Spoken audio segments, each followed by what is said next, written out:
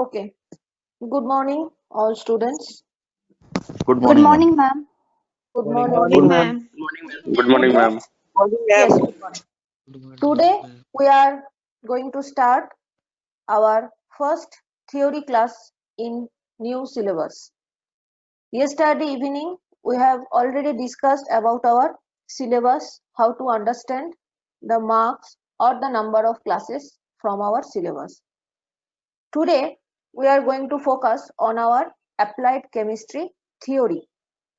Just look after the screen. There are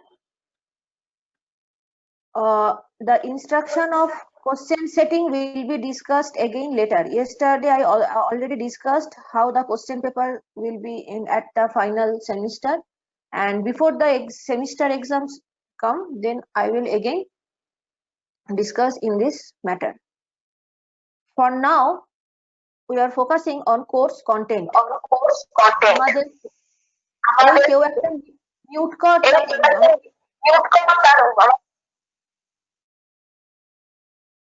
hello. So now we are going to focus on our course content. Course content, that is, we have 5 units. The unit 1 is related to atomic structure and chemical bonding and solutions. Second one is your water. Unit 2 is water. Third one is engineering materials, that is depends on the metal that we are used in our daily need. That means the metallurgy, aluminum, copper, iron, from where we found this, how we use this, etc, etc. After that, there are some another part little bit, that is the cement and polymer. Polymer means the plastic materials that you have used. Unit 4 is chemistry of fuels and lubricants. Today we start from unit 4, that is chemistry of fuels. আজ আমরা ফুয়েলটা first পার্টে শুরু করব। আমরা আজ ক্লাসটা নেব এইভাবে, first part focused on unit 4। আমি একটু ইউনিট 4টা শুরু করব এবং তার রিলেটেড এমসিকিউ যেরকম হয় দেব। সেকেন্ড পার্ট স্যারের একটা ইউনিট শুরু করবেন এবং উনি ওটা পড়াবেন এবং ওনার এমসিকিউ যেরকম দেওয়া হয় সেরকম দেওয়া হবে। অর্থাৎ আজকে দুটো ইউনিট সাইমালটেনিয়াসলি শুরু করা হলো। ওকে, নেক্সট উইক যখন আমাদের ফুল স্কেল রুটিন এসে যাবে, যখন আমার আর স্যারের ক্লাস আলাদা হয়ে যাবে, তখন আমরা এই ইউনিটগুলোই যে যার মতন তোমাদের পড়াতে থাকবো। আজকে আমরা দুটো ইউনিটই তোমাদেরকে একটু চিনিয়ে রাখছি যে কি থাকে কি হয়। So now I am going to start unit 4, that is chemistry of fuels. That is very easy chapter. We all know fuel. Let's start. Now I am stop the sharing screen and go to the syllabus. Okay.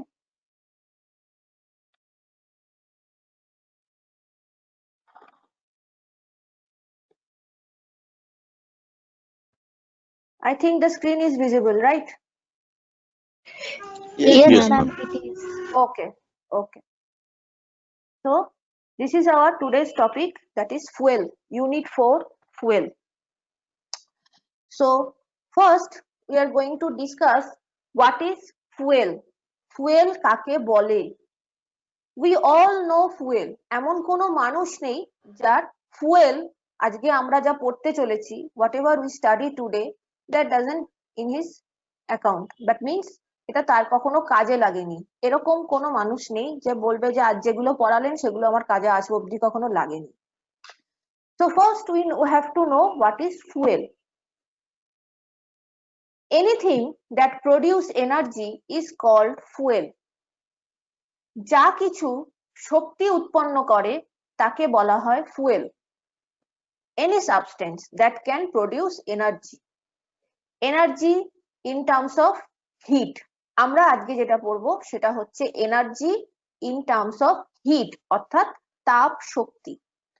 আমরা যে খাবারটা খাই সেটা কিন্তু আমাদের fuel, because this produce energy. এখানে আমরা সেইটাকেই fuel বলবো যারা তাপ শক্তি অর্থাৎ হিট এনার্জি প্রডিউস করতে পারে। Today we are going to discuss the fuel that can produce heat as energy. So what is the definition? Fuels are the combustible substances that contain carbon. Carbon is its main constituent, the main element. The major part of fuel is carbon.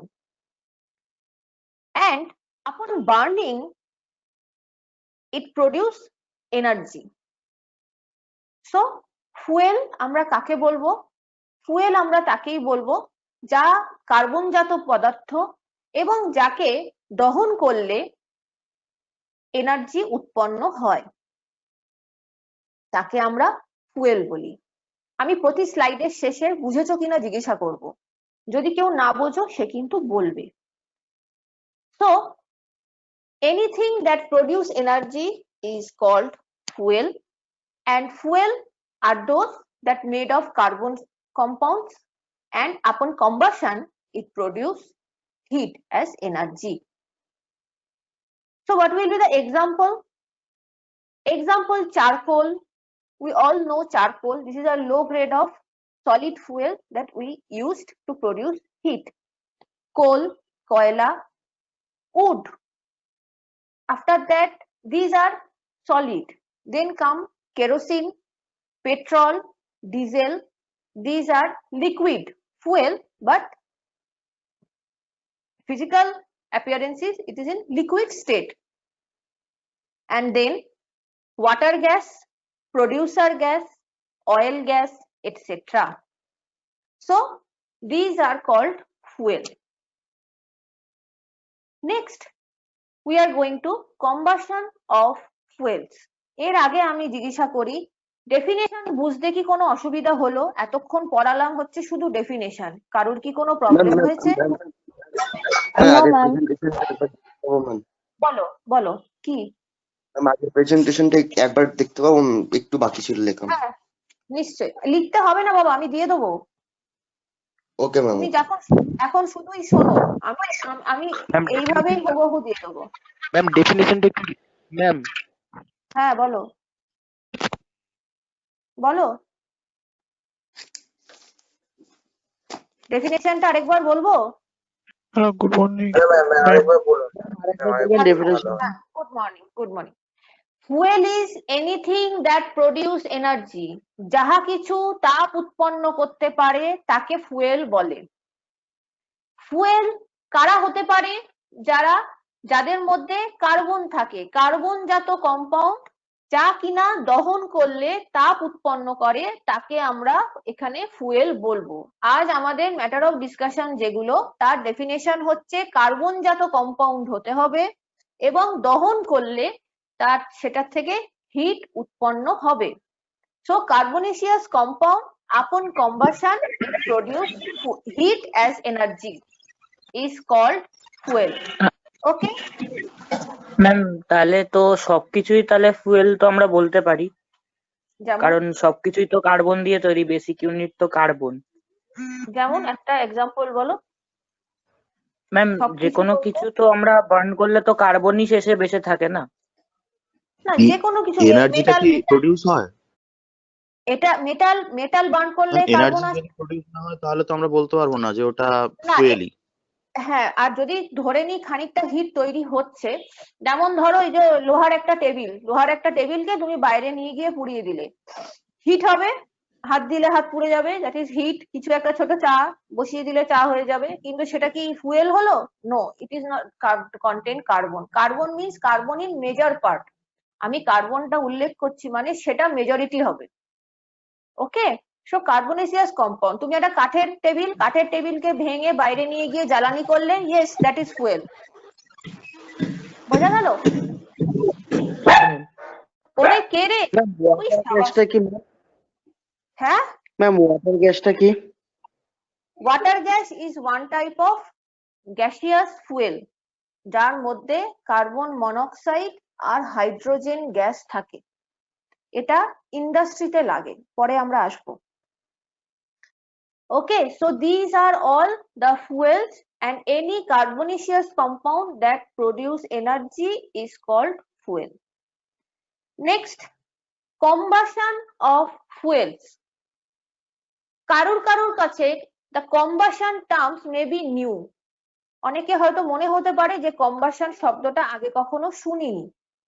combustion means যাকে বাংলায় যারা পড়েছো তারা পড়েছো দহন হিসাবে, দহন। That means burn in presence of oxygen. যদি কারুর কাছে পেন পেপার থাকে সেটা লিখে নিতে পারো। This term এটা কিন্তু একটু মনে রাখতে হবে।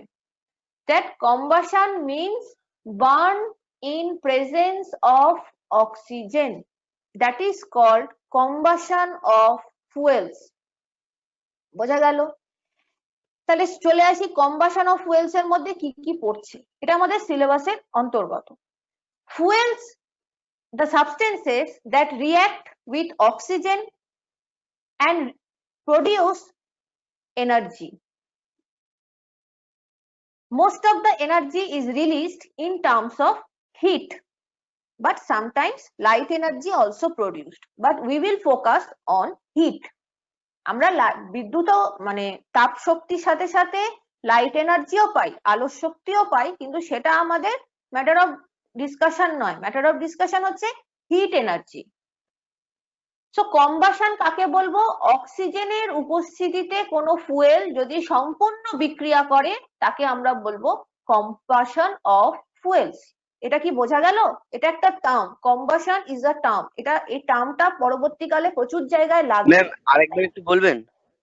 হ্যাঁ, কম্বাশন অফ ফুয়েল, হ্যাঁ, combustion of fuels means reaction of fuel with oxygen.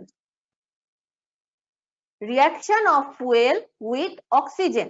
আমার ফুয়েলটা অক্সিজেনের সাথে রিঅ্যাকশন করছে। অক্সিজেন কোথায় পাচ্ছে? এয়ার থেকে।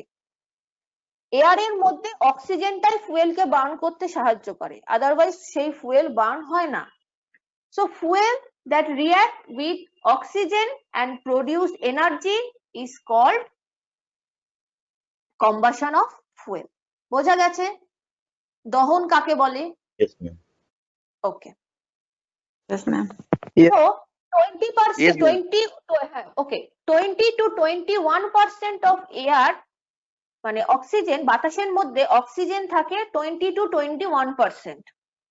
So it is a plenty amount of air or oxygen to burn the fuel. Normally বাতাসের মধ্যে 21% অক্সিজেন থাকে। সুতরাং এই পরিমাণ অক্সিজেন যথেষ্ট কোনো একটা ফুয়েলকে পুরোপুরি দহন করার জন্য। If any fuel is completely burnt and produce the energy, then it is called complete combustion. এটা ভালো করে বোঝো, তিনটে টার্ম, কম্বাশন, কমপ্লিট কম্বাশন, এরপর আসবে incomplete combustion. Complete combustion, combustion মানেটা বোঝা গেছে, কম্বাশন মানে বাতাসের উপস্থিতিতে দহন, burn in presence of oxygen. Now the burn in presence of oxygen can be performed in two ways, that is complete use of that fuel and incomplete use of fuel. If the fuel is completely burnt, then it is called complete combustion. If the fuel is not totally burnt, then it is called incomplete combustion. বোঝা কি গেল? তাহলে দহন দু রকমের হয়। এবার বাংলাটা শোনো, দহন দু রকমের হয়। আমি বাতাসের উপস্থিতিতে ফুয়েলকে দহন করছি, okay, that is called combustion. But এটা দুভাবে হতে পারে। এক, সম্পূর্ণ, মানে যতটা ফুয়েল আছে পুরোটা দহন হলো, কিছু পড়ে থাকলো না, no residue, that is called complete combustion. And another is পুরোটা হলো না, খানিকটা হিট হলো, খানিকটা পড়ে রইলো, that is called incomplete combustion. So complete R incomplete এই দুটো জিনিস কি বোঝা গেল? Yes, Step by ma'am. step Yes, ma'am. বলবো। Yes, ma'am. Yes. কারোর yes, বোঝার ma'am. Incomplete বুঝতে ম্যাম পারিনি। আরেকবার একটু রিপিট করে দিন না। নেটওয়ার্ক প্রবলেম হচ্ছিল এই এতক্ষণে ঠিক হলো। বুঝতে পারিনি। ঠিক আছে ঠিক আছে ঠিক আছে।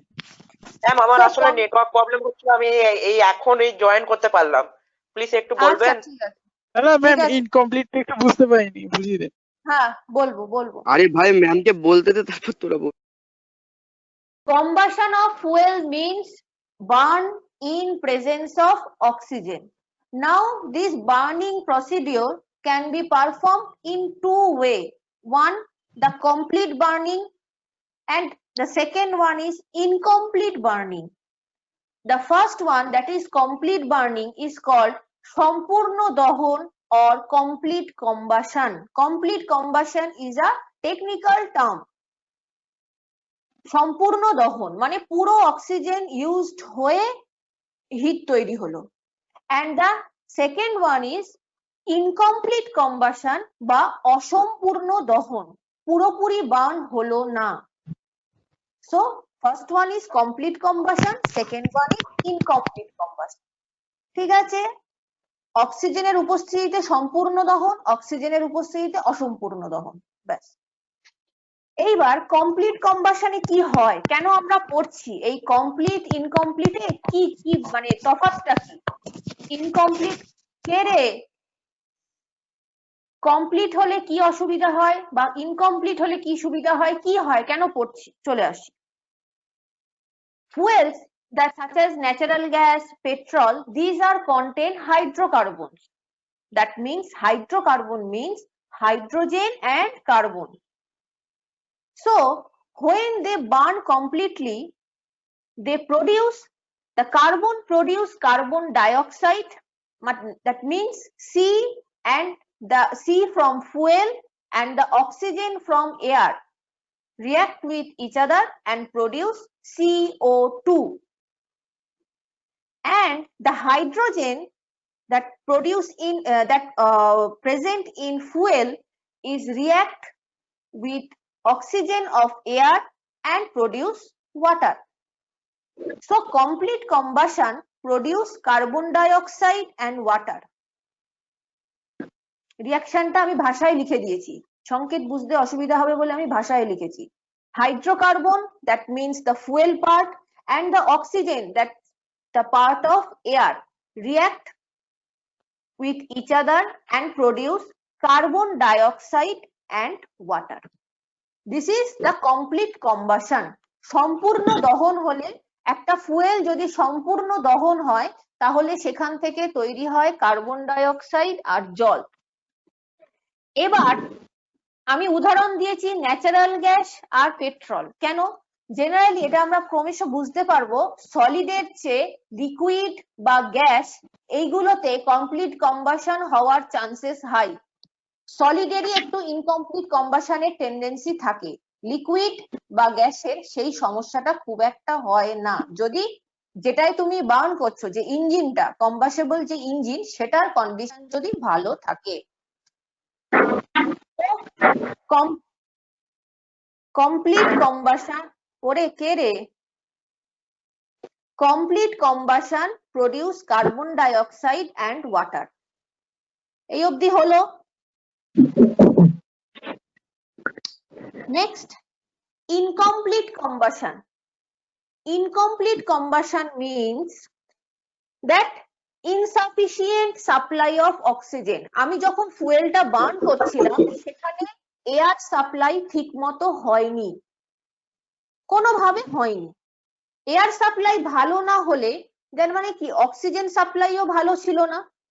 সেই অবস্থায় যদি আমি ফুয়েলটাকে জোর করে বার্ন করতে যাই তাহলে দেখা যাবে ওই ফুয়েলের মধ্যে যে কার্বনটা ছিল, যে কিনা আগের বার কার্বন ডাইঅক্সাইড তৈরি করছিল, এবার সে তৈরি করবে কার্বন মনোক্সাইড, CO.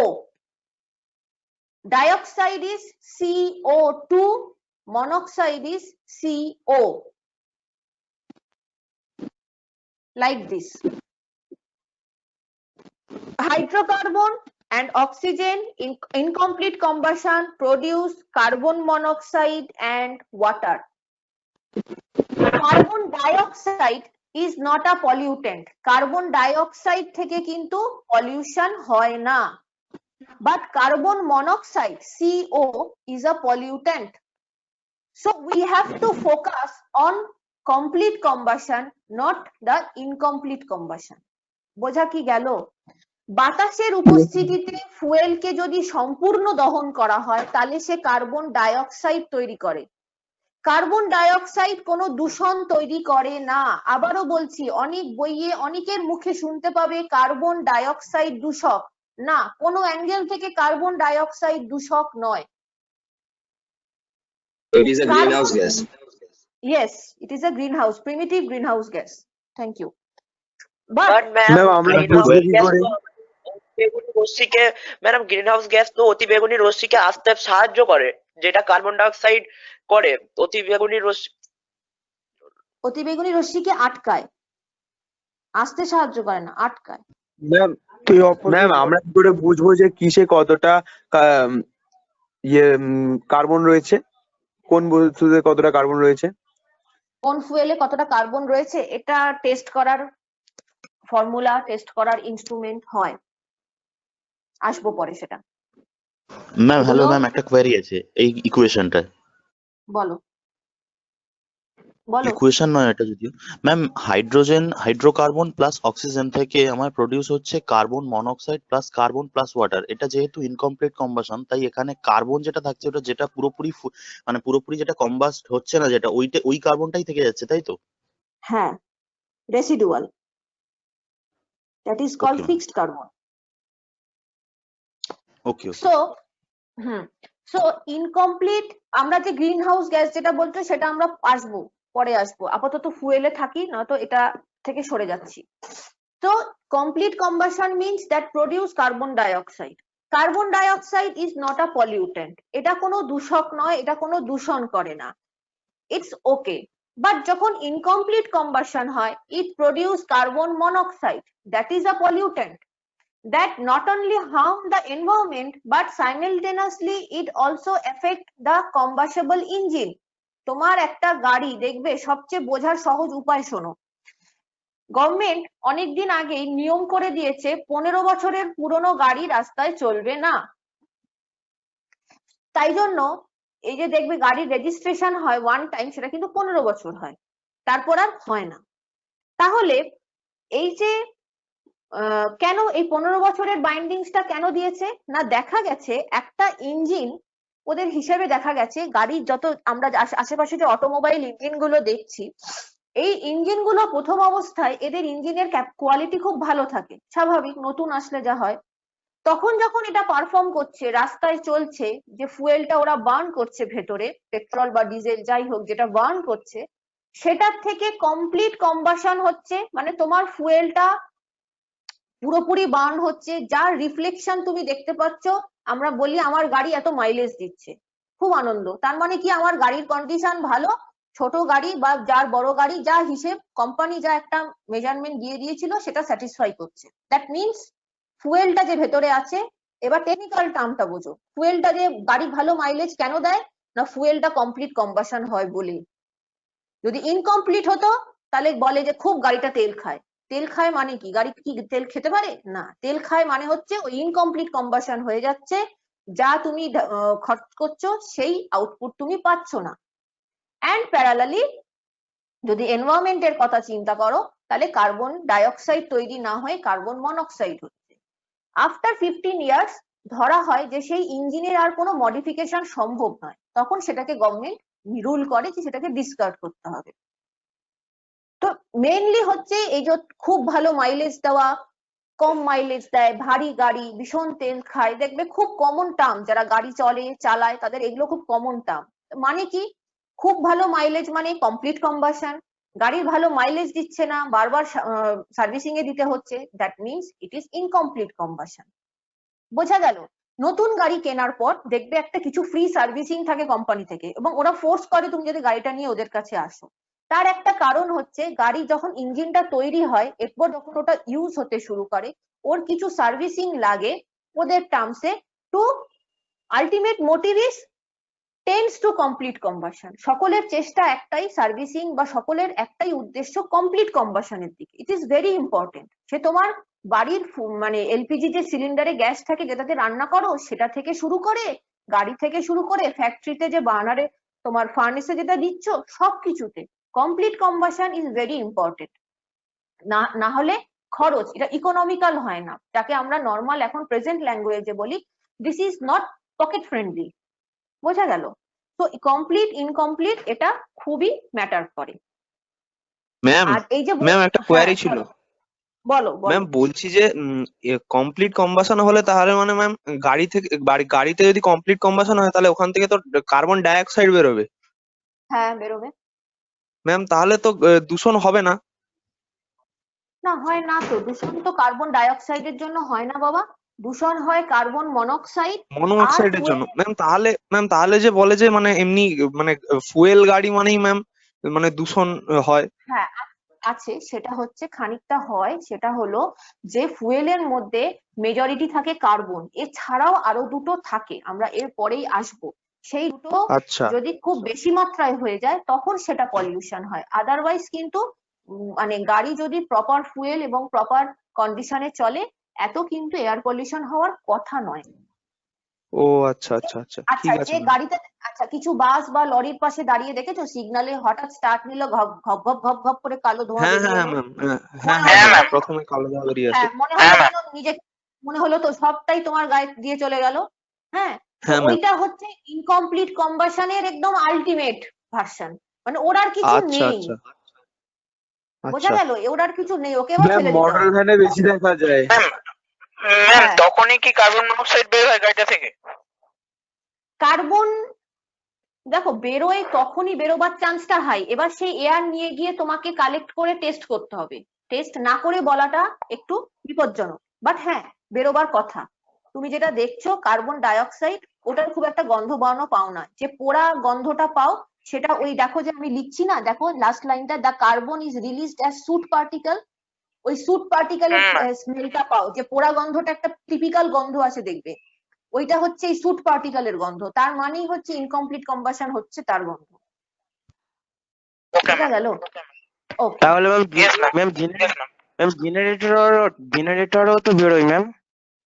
হ্যাঁ তো ওটাও তো একটা engine, that is also a combustible engine, right?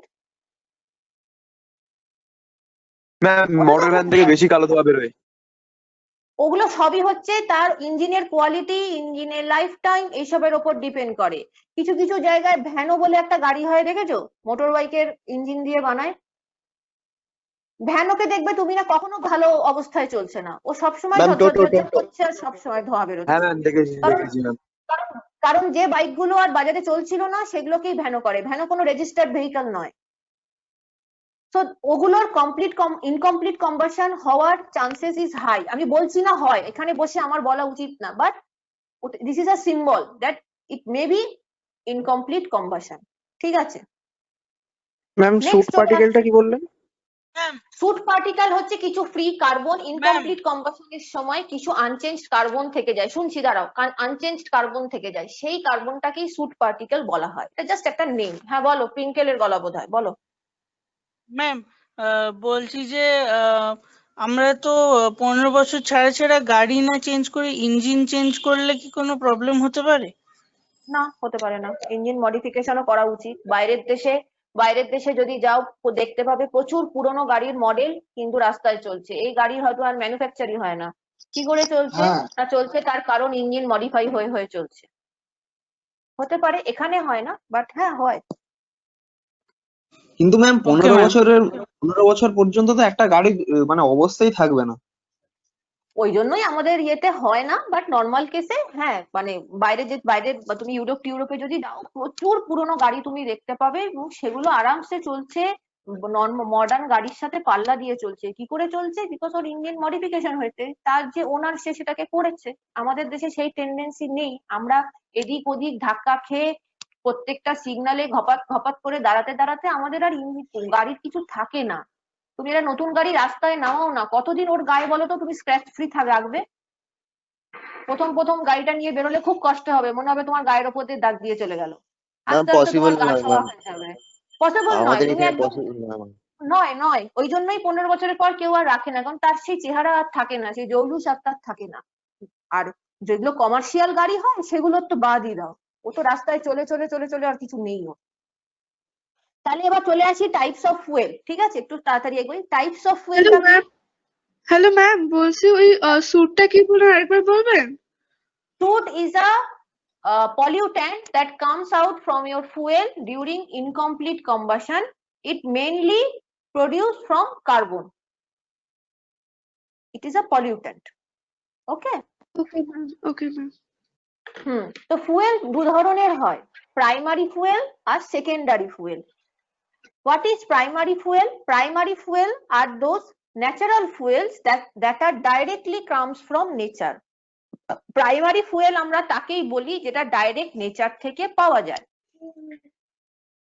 Coal, would, এগুলো আর আমার মনে হয় না বারবার বলতে লাগে। Liquid fuel, petroleum oil, mineral oil, that means the crude oil, যেটা তুমি সরাসরি প্রকৃতি থেকে পাচ্ছ, that is called primary fuel. After that it comes secondary fuel. Secondary fuel means those are prepared from primary, যেগুলোকে প্রাইমারি থেকে তৈরি করা হয়েছে নিজেদের সুবিধার জন্য, নিজেদের ভ্যারাইটি ইউজের জন্য আমরা এগুলো তৈরি করে থাকি। These are কোল থেকে হয় charcoal, Coke. These are one type of transformation. আমরা কিন্তু এনার্জি বা ফুয়েল তৈরি করতে পারি না। We can transform from one form to another form. আমরা এক অবস্থা থেকে অন্য অবস্থায় নিয়ে যেতে পারি, বাট তৈরি করতে পারি না। এটা টার্মটা কিন্তু ভুল কথা। ট্রান্সফর্ম। সো ট্রান্সফর্মে যেটা সলিড ফুয়েল হয়, that is charcoal, coke. Liquid ফুয়েলের ক্ষেত্রে petrol, diesel, kerosene, this are liquid secondary fuel because this all are produced from petroleum. Petroleum থেকে ডিস্টিল করে করে পাতন মানে পিউরিফাই বিভিন্ন প্রসেস আছে করে বিভিন্ন চেনে এটাকে ভেঙে নেওয়া হয়। এগুলো কি, পেট্রোল ডিজেলের কি তফাৎ, আসবো যথাসময়ে আসবো। নেক্সট হচ্ছে গ্যাসিয়াস ফুয়েল। ন্যাচারাল গ্যাস আর কোল এইগুলো থেকে কিছু গ্যাস তৈরি হয়। কোল থেকে হয় কোল গ্যাস, ন্যাচারাল গ্যাস থেকে এই এলপিজি, এনজি, সিএনজি হয়, আর ওয়াটার আর প্রডিউসার এই দুটোই কোল থেকে হয়। এই দুটোর প্রসেস আসবো পরে। কি একটু বলবেন? হ্যাঁ, কিটা? এলএনজির ফুল ফর্মটা কি? এলএনজি হচ্ছে liquefied natural gas. Natural gas. CNG হচ্ছে কম্প্রেসড ন্যাচারাল গ্যাস, আর এলপিজি হচ্ছে যেটা আমাদের বাড়িতে আছে লিকুইড পেট্রোলিয়াম গ্যাস। বোঝা গেল? ম্যাম এলএনজিটা কি? Hello ma'am, liquefied natural gas, এগুলো নরমালি কিরকম gas? Hello ma'am, hello ma'am, বলো। বলছি ম্যাম সিএনজি আর এলপিজির মধ্যে কোনটা বেশি দূষণ ঘটায় ম্যাম? সিএনজি দূষণ করার ক্ষমতা কম, বাট সিএনজি একটু কস্টলি আসে বলে এলপিজিটা ব্যবহার করা হয়। এলপিজি আর সিএনজি দূষণ মাত্রা প্রায় কাছাকাছি। সিএনজি একটু ভালো কোয়ালিটির, বাট সিএনজি দামি হয়, তাই জন্য এলপিজিটা চলে বেশি। বোঝা গেল? একটা জিনিস, একটা ফুয়েল মার্কেটে চলবে তার দুটো ক্রাইটেরিয়া লাগে, সবসময় মাথায় রাখবে বড় হচ্ছ। প্রথমটা হচ্ছে যে কোনো জিনিস, যে তুমি যে প্রোডাক্টটাই ব্যবহার করো, তুমি যদি একটা সামান্য কি বলবো, যদি একটা বিস্কুটও তৈরি করো, জানবে তার দুটো কোয়ালিটি থাকতে হবে। এক, তার গুণগত মান, যদি খাওয়ার জিনিস বানাও তাহলে খাওয়ার গুণগত মান, যদি ফুয়েল প্রক্রিয়া করো তাহলে ফুয়েলের হিট তৈরি করার ক্ষমতা, অর্থাৎ ওর কি আউটপুট, আর তার সাথে আরেকটা জিনিস, সেটার কত দাম হচ্ছে। তুমি একটা বিশুদ্ধ জিনিস বানালে তার এমন দাম হলো লোকে কিনতেই পারছে না, সে প্রোডাক্ট বাজারে চলবে না, সেই ইনভেনশনের কোনো দাম নেই। বোঝা গেল? তো এলপিজি, সিএনজি এই ভ্যারিয়েশন গুলো তখনই আসে, শুধু not only the heat producing capacity but simultaneously it's cost. হ্যাঁ হ্যালো ম্যাম, বলছি কোলটা কি? কোল, কয়লা। কোল মানে কয়লা? হ্যাঁ। আচ্ছা আচ্ছা আচ্ছা, ওকে ওকে। ওখান থেকে কি গ্যাসও হয়? হ্যাঁ, কোল গ্যাস হয়, ওয়াটার গ্যাস, প্রডিউসার গ্যাস, এগুলো যখন আমরা গ্যাসিয়াস ফুয়েল পড়বো তখন পাবো। Okay ma'am. নেক্সট চলে আসি, হোয়াট ইজ ক্যালোরিফিক ভ্যালু। আজকে আমরা এই ক্যালোরিফিক ভ্যালু অবধি পড়বো। স্পেসক্রাফটে কি ইউজ করা হয়? স্পেসক্রাফট মানে এরোপ্লেন এই জাতীয় জিনিসে ইউজ হয় হচ্ছে গ্যাসোলিন বলে একটা পেট্রোলের রিফাইন্ড ভার্সন থাকে, সেই পেট্রোলের ATF রিফাইন্ড ম্যাম। ভার্সন, হ্যাঁ সেই গ্যাসোলিন ব্যবহার করা হয়, এভিয়েশন টারবাইন ফুয়েল। হয়। হ্যাঁ ওটার মেন কোয়ালিটি হচ্ছে হিট প্রডিউসিং ক্যাপাসিটি তো ডেফিনেটলি হাই, বাট সাইমালটেনিয়াসলি ভীষণ লাইট ওয়েট হয়। Next, what is calorific value? Calorific value আমরা কাকে বলি না, calorific value means the amount of heat produced from a unit mass of fuel. 1 gram যে কোনো fuel যদি নিয়ে বার্ন করি, তার থেকে যে হিটটা তৈরি হয় তাকে আমরা ওই পার্টিকুলার ফুয়েলের ক্যালোরিফিক ভ্যালু বলি। ডেফিনেশন পরে মুখস্থ করবে, আগে আমি যেটা বলছি সেটা বুঝছো কিনা দেখো। আমি 1 গ্রাম কয়লা নিলাম, 1 গ্রাম কয়লা ওজন মেপে তাকে আমি বার্ন করলাম, সে তৈরি করলো, সাপোজ এটা আমি বোঝাবার জন্য বলছি, 1000 কিলো ক্যালোরি, তাহলে তার ক্যালোরিফিক ভ্যালু কত হবে? 1000 কিলো ক্যালোরি পার গ্রাম। আমি 1 গ্রাম কেরোসিন বার্ন করেছি, 1 গ্রাম কেরোসিন বার্ন করে তার থেকে তৈরি হয়েছে 350 ক্যালোরি, তাহলে এর ক্যালোরিফিক ভ্যালু কত হবে? 350 ক্যালোরি পার গ্রাম। বোঝা গেল? আমাদের খাবার যে প্রোডাক্ট গুলো থাকে তাতে পাশে ক্যালোরি লেখা থাকে, দেখেছো? যে কোনো খাবারের প্রোডাক্ট প্যাকেটজাত যে কোনো কিছু ক্যালোরি মানে কি গ্রাম লেখা থাকে। মানে তোমার প্যাকেটটায় ধরো একটা চিপসের প্যাকেটটায় চিপস আছে হয়তো 50 গ্রাম নেট ওয়েট, আর ওখানে লেখা আছে প্রতি 5 গ্রামে কি ভ্যালু, মানে প্রতি 5 গ্রাম খাচ্ছ তোমার এত ক্যালোরি করে শক্তি যাচ্ছে। তা তুমি যদি পুরো প্যাকেটটা খেয়ে নাও তাহলে 50 গ্রাম ছিল ইনটু 10 করো, অত ক্যালোরি তোমার এই মুহূর্তে তোমার শরীরে ঢুকে গেছে। So this is called calorific value. Calorific value is, হ্যাঁ मैम रिपीट करिए ना, मैं अभी क्लास ज्वाइन किया हूँ। ম্যাম ক্যালোরি মানে তো চর্বি বা ফ্যাট না? দূর বেটা, ক্যালোরি হচ্ছে এনার্জির ইউনিটের নাম, ওটা আমরা কলোকাল ল্যাঙ্গুয়েজে বলি ওরে অত খাস না ক্যালোরি বেড়ে যাবে, মানে ক্যালোরি মানে চর্বি নয় বাবা, ক্যালোরি তোমার দরকার। হ্যালো ম্যাম, হ্যালো ম্যাম, হ্যাঁ হ্যাঁ বলছি ইনটু 10টা কি মানে প্রতিটাই? না না, ইনটু 10 মানে ওখানে ধরো 5 গ্রামের হিসেব দিয়েছিল, এবার তুমি খেয়ে নিয়েছো 50 গ্রাম, তা তুমি কিভাবে হিসেব করবে? ওখানে যা লেখা আছে ইনটু 10 নয়? আচ্ছা আচ্ছা আচ্ছা, ইয়েস ম্যাম, ইয়েস ম্যাম। ওরা তো প্যাকেট গুলো দেখো, ওটা কিন্তু পুরোটা লেখা থাকে না, ওটা একটা পার 5 গ্রাম বা পার গ্রাম হিসেবে দেওয়া থাকে। হ্যাঁ, yes ma'am, yes ma'am. So calorific value is the amount of heat liberated per unit mass, এটাকে বলে ক্যালোরিফিক ভ্যালু, যাকে সংক্ষেপে বলে সিভি ভ্যালু। তুমি যে প্রোডাক্টটি এমন জিনিস যদি তৈরি করো, সেটা ফুয়েল হোক বা যে কোনো কিছু হোক, তার যদি কোনো এনার্জি তৈরি করার ক্ষমতা থাকে, so you have to mention the CV value. যত ফুয়েল মার্কেটে আসে, এই যে ওএনজিসি বলো বা যারা যারা এই যে তৈল শোধনাগার, যে পেট্রোলিয়াম ফার্ম গুলো যে ফুয়েল মার্কেটে ছাড়ে, তার কিন্তু সিভি ভ্যালু লেখা থাকে। যারা পারচেস করছে তারা কিন্তু, আমরা কমন পিপল গাড়িতে ফুয়েল দেওয়ার সময় বলি না আপনার সিভি ভ্যালুটা দেখান, দ্যাটস নট, বাট যারা ফুয়েল কিনছে বাল্ক অ্যামাউন্টে তারা কিন্তু সিভি ভ্যালু চেক করে কেনে। Okay, what is the unit of calorific value? Calorific value বিভিন্ন ভাবে করা যায়। সিজিএস ইউনিটে হয় ক্যালোরি পার গ্রাম, সলিড বা লিকুইডের ক্ষেত্রে গ্রামে হিসেব হয়, সেটাই গ্যাসিয়াস ফুয়েলের ক্ষেত্রে গেলে সিসিতে হয়, সেন্টিমিটার কিউব। এসআই বা এমকেএস বা এসআই এই দুটো একটু কাছাকাছি হয়, কিলো ক্যালোরি বা অনেক সময় জুল বলা হয়, joule per KG, kilo calorie per KG, বা যদি সেটা গ্যাসিয়াসের ক্ষেত্রে হয়ে যায় তাহলে হয়ে যায় সিসিটা হয়ে যায় মিটার কিউব। এটা আলাদা করে বোঝাবার কিছু নেই, এ মুখস্থ করার জিনিস করবে। এবার ক্যালোরিফিক ভ্যালু কিভাবে এস্টিমেট হয় দেখে রাখো, এটাই আজকে শেষ। ক্যালোরিফিক ভ্যালু দুভাবে এস্টিমেট করা যায়, that is the higher calorific value or gross calorific value, আর একটা হচ্ছে লোয়ার বা net calorific value. Higher calorific value হচ্ছে যেটা ফুয়েলটাকে কমপ্লিট বার্ন। এবার হায়ার আর লোয়ারের কি তফাৎ আমি বলছি। মার্কেটে যে সিভি ভ্যালু গুলো দেখবে তাতে হায়ার বা লোয়ার লেখা থাকে না, কিছু লেখা না থাকা মানে this is higher. So calorific value can be two types: higher calorific value and lower or net calorific value.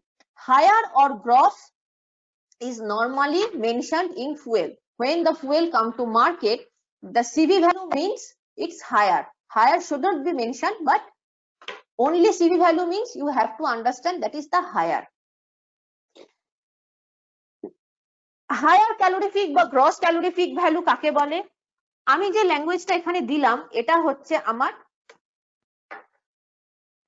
পরীক্ষার খাতায় লেখার জন্য। এবার বোঝার জন্য কি সেটা লেখাটা না পড়ে আমার কথা শোনো। Higher or gross calorific value কাকে বলে? খুব ভালো করে ঠান্ডা মাথায় শোনো। আগে বাংলায় বলছি, এরপর ইংলিশে বলবো।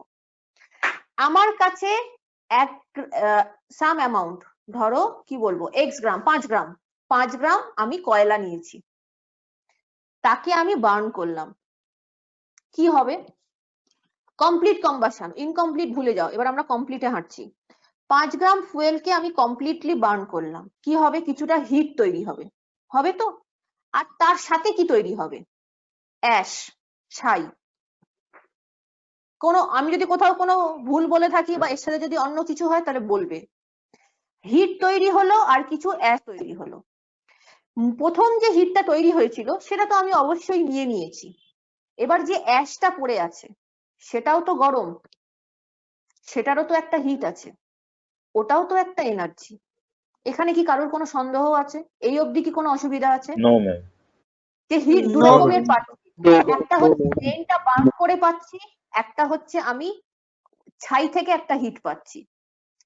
এই দুটো হিটকে যদি আমি একসাথে মিলিয়ে দিই, এই দুটো হিটকেই যদি আমি কাজে লাগাতে পারি, দ্যাট ইজ কল্ড হায়ার। আর আমি যদি ওই অ্যাশের হিটটাকে না কাজে লাগাতে পারি, ওটা যদি পড়ে থেকে থেকে হাওয়ায় ঠান্ডা হয়ে নষ্ট হয়ে যায়, তাহলে আমার কি হলো? প্রথম যে হিটটা পেয়েছিলাম সেটাই আমার সব হলো। That is called lower or net calorific. Ma'am আরেকবার রিপিট করবো, নেটওয়ার্ক প্রবলেম হচ্ছিল, লগ আউট হয়ে গেছিলাম। যদি আমি একটা 5 গ্রাম, এই কার একটা ইয়ে হচ্ছে, ইকো হচ্ছে, বন্ধ করো সবাই, আমার গলা আমি শুনতে পাচ্ছি। We are going to burn 5 gram of coal. After complete combustion, some amount of heat is produced which are going to be used, and the ash, simultaneously the ash is also produced which is also hot. Hot means it has some heat energy. So if we mix the two heat, that means the first one and the heat from ash, collectively it is called higher or gross calorific value. And if we lose the heat from ash, if we doesn't collect the heat from ash, then we have only the first set of heat. Then the first set of heat is called lower or net calorific value. বোঝা গেল? এটা সলিডের ক্ষেত্রেই বেশি প্রযোজ্য। This is only majorly applicable for solid. Liquid or gas, এখানে residue বা ash খুব একটা থাকে না বলে এর হায়ার বা লোয়ার এর খুব একটা তফাৎ হয় না। Is that clear? Yes, ma'am. Yes, ma'am. Yes, ma'am. কারণ না থাকলে সে না বুঝে এখান থেকে যাবে না। এরপর পরীক্ষার আগে এই ডেফিনেশনটা মুখস্থ, কোশ্চেনটা আরেকবার বলুন। ততদিন মাথায় রাখো। লোয়ারটা হচ্ছে আমি অ্যাশের হিটটাকে না নিলাম না, ওটাকে ফেলে দিলাম, ফেলে দিয়ে আমি চলে এলাম, তাহলে শুধু কি হলো? প্রথম হিটটাই আমার কাছে রইলো, দ্যাট ইজ কল্ড নেট। আর যদি আমি অ্যাশের হিটটাকে নিয়ে নিতাম, আমার টোটাল হিটটা বাড়তো, আরো বেশিক্ষণ কাজে লাগতো 5 গ্রাম কয়লা, তাহলে সেটা হতো higher or gross calorie.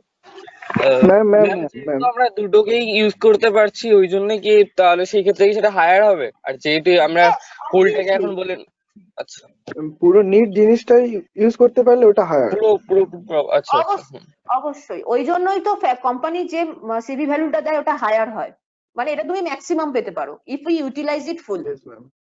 Ma'am hello ma'am, বলো। হ্যাঁ ম্যাম বলছি ওই ম্যাম প্লেনে ওই গ্যাসোলিনের তাহলে অ্যাসের হিটটাকে কাজে লাগানো হয়? মানে গ্যাসোলিনের যে অ্যাসের হিটটা। গ্যাসোলিনের খুব একটা অ্যাশ তৈরি হয় না। অ্যাশের ও এই আচ্ছা সমস্যাটা আচ্ছা মেনলি সলিডের ক্ষেত্রেই হয়। আচ্ছা জানবে ইঞ্জিন দু রকমের হয়। এক্ষেত্রে একটা কথা বলি, ইঞ্জিন দু রকমের হয়। One is internal engine, another is external. আগেকার দিনে যে কয়লার ট্রেন গুলো হতো, কয়লাটা কিন্তু খোলা থাকতো, বেলচা করে নিয়ে ঢালতো, ট্রেন এগোতো। দ্যাট ইজ সেখানে আচ্ছা সলিড ফুয়েল চলে। কেন? তুমি বার করতে ঢোকাতে পারবে, তোমার হাতে আছে জিনিসটা। অ্যাশ হলে সেটাকে তুমি থামিয়ে বার আচ্ছা করে নিতে পারবে। কিন্তু যে গাড়িগুলো চলে, যে 2 হুইলার 4 হুইলার লরি এগুলো যে চলে, তোমার যদি চলতে চলতে মনে হয় যে ট্যাঙ্ক থেকে খানিকটা তেল বার করে নেবো, দেখি কি রেসিডিউ হয়েছে, দেখতে পারবে? পারবে না, বিকজ এটা না Dhaka, internal engine. So internal engine, সেক্ষেত্রে আমি কয়লা দিতে পারবো না। তাহলে আমি যে একটা ট্যাঙ্ক তৈরি হ্যালো করেছি, ম্যাম। সেটা অ্যাশ জমা পড়ে পড়ে আমার তো ভরে যাবে। তো শুনছি, দাঁড়াও, ইন্টারনাল কম্বাসন ইঞ্জিনে কখনো অ্যাশ তৈরি হয় এরম ফুয়েল দেওয়া যায় না। এই জন্য কয়লার অনেক লিমিটেড ইউজ। এই জন্যই আমরা কোল গ্যাসে গেছি। একজন বলছিল না কোল গ্যাস, হ্যাঁ কোল গ্যাস তৈরি করেছি কয়লা থেকে, তার কারণ ওই রেসিডিউটা থেকে যাতে বেরোতে পারি। হ্যাঁ বলো। হ্যাঁ ma'am. Okay ma'am. Hello ma'am. Ma'am বলছি বলো। ওই হায়ারটা আরেকবার রিপিট করবেন, আমি নেটওয়ার্ক ইস্যুর জন্য শুনতে পাইনি ঠিকঠাক। Okay. Higher means the total, the main heat and the heat produced from ash. If we collectively take, this is called higher calorific value.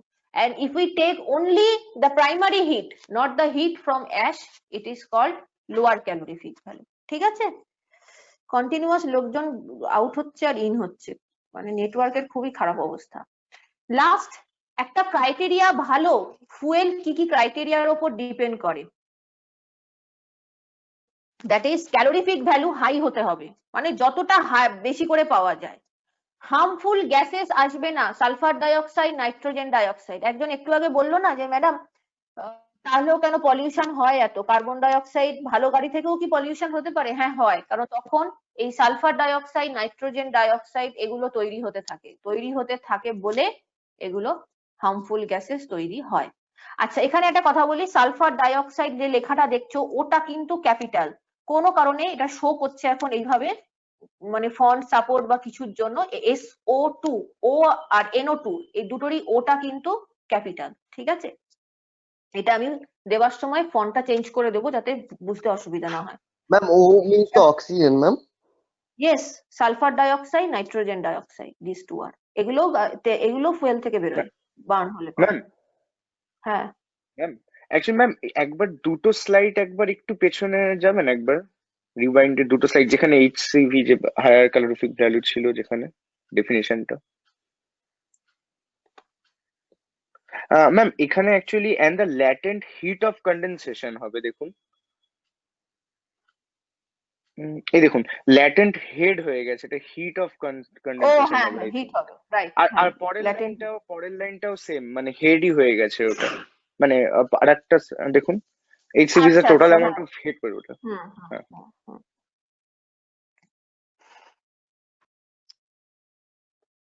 Ma'am তারপরে স্লাইডটা এক মিনিট একটু দেখান।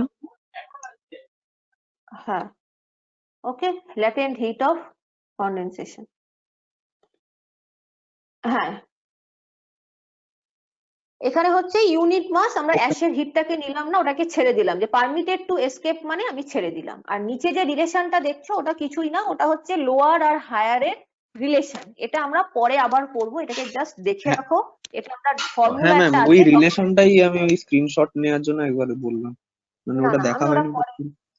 আমি ওটা পরে আবার দেব। ঠিক আছে, ওকে ম্যাম। তো এই অবধি এইটাই হলো আমাদের আজকের last criteria of a good fuel. এটা একটু মাথায় রাখবে, যেটার থেকে আমরা ইগনিশন টেম্পারেচার, নন কম্বাসেবল প্রোডাক্ট থাকবে না, মানে ছাই তৈরি হবে না। লাস্টের আগের পয়েন্টটা দেখো, ইকোনমিক্যাল মানে পকেট ব্যালেন্সিং হবে, এটসেট্রা এটসেট্রা। ঠিক আছে, এইবার আমি তোমাদের স্ক্রিন শেয়ারিংটা বন্ধ করছি আর একটা MCQ দিচ্ছি, খুব সহজ MCQ, ঝপাঝপ লিখে ফেলো, তারপর স্যারের পার্টটা শুরু করবেন।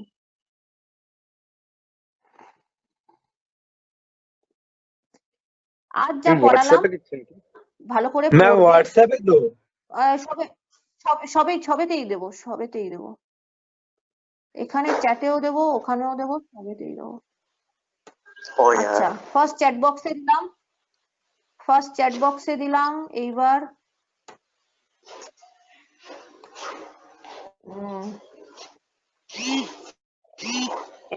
এমসিকিউ ফুয়েল এবার গ্রুপে দিচ্ছি, দেখো গ্রুপ 2 তাতে দিয়েছি, গ্রুপ 1 এ দিচ্ছি।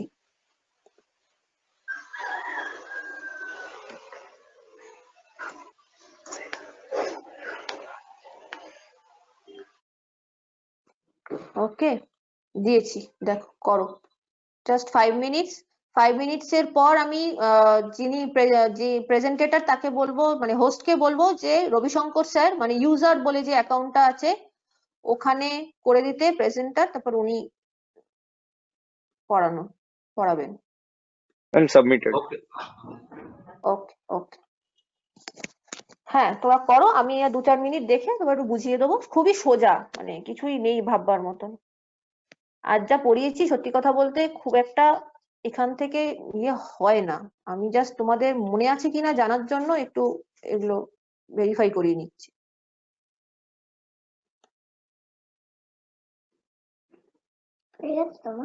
ম্যাক্সিমাম লোকই পুরো ঠিকই উত্তর দিচ্ছ, তার মানে বোঝা গেছে। আমি সেই পয়েন্ট গুলোই দিয়েছি যেগুলো আমি মেনশন করেছি। ওটা গ্রাম হবে না, ওটা হবে এনার্জি অফ ইউনিট, ওটা গ্রাম নয়, যে গ্রাম লিখেছো গ্রামে হবে না, হিটের এরিয়া সবসময় ক্যালোরি হয়। একজন বললো না ক্যালোরি মানে কি চর্বি, তার মানে কি শরীরের মধ্যে কি পরিমাণ শক্তি যাচ্ছে সেটা, তো সেটা not a gram kilogram, that is calorie, majority calorie বলেছে।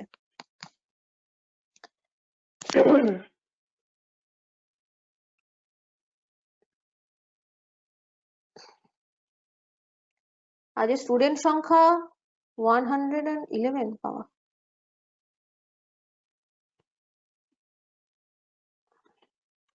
এই অবধি বোধহয় এটা হাইয়েস্ট, বোধহয় আমার দেখা এটা হাই। 118 ছিল। 118 ছিল, আচ্ছা ভালো।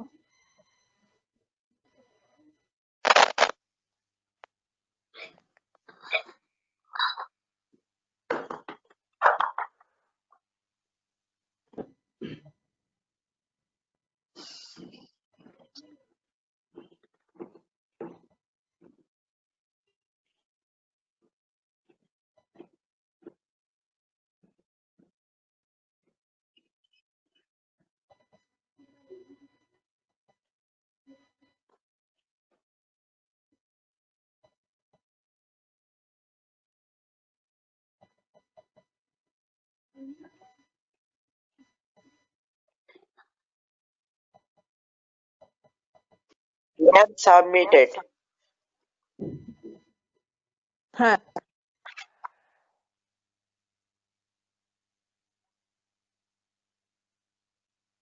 আচ্ছা, আমি তাহলে একটু বলে দিই ঝটপট, যাদের হলো না আমার এটা খোলা থাকবে তারা আজকে দিয়ে দিও, ঠিক আছে?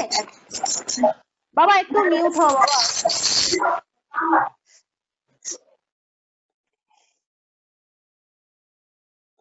আচ্ছা, ফার্স্ট হচ্ছে কম্বাসনে। Hello, combustion ma'am. হ্যাঁ বলো। আমি বলছি আমারও সাইন ইন ওখানে হলো না, আমি ওখানে মানে লিঙ্কটাতে ঢুকতে পারলাম না। আমি যদি একটুখানি কিছুক্ষণ বাদে যদি অ্যাভেলেবেল হয় তখন ঢুকলে কোনো অসুবিধা হবে না তো? না না, আমার এটা খোলা থাকবে, 24 ঘন্টা খোলা থাকবে। Okay okay okay ma'am, thank you thank you. যাদের হচ্ছে না তারা পরে দিও, নেটওয়ার্কের প্রবলেম তো হতেই পারে, আগে বুঝে নাও। Combustion means burning of fuel in presence of oxygen, oxygen ছাড়া বার্ন হয় না, সুতরাং কম্বাসন মানে অক্সিজেনের উপস্থিতিতে দহন।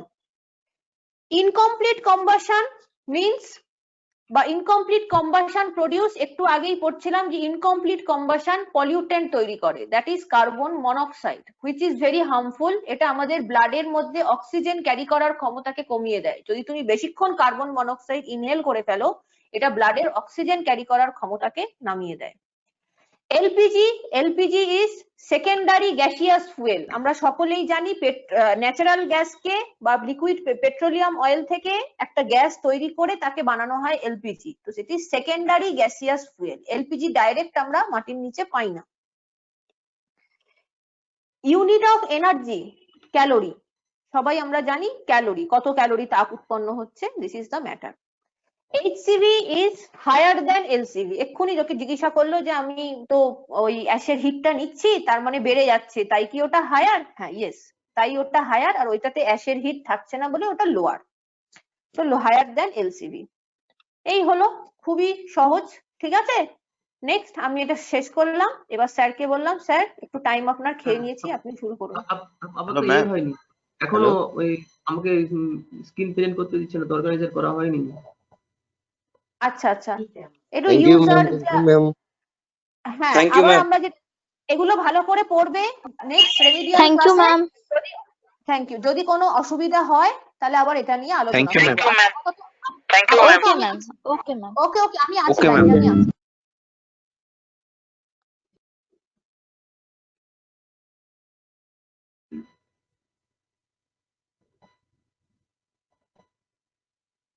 হ্যালো স্টুডেন্টস, শোনা যাচ্ছে? Yes, sir. yes sir, you are audible. Good morning to all. Good Good morning, sir. Good morning. Good morning sir. Good morning sir. Okay okay good morning sir. Okay, we are discussing unit 1 topic solution, which already we discussed in our previous class.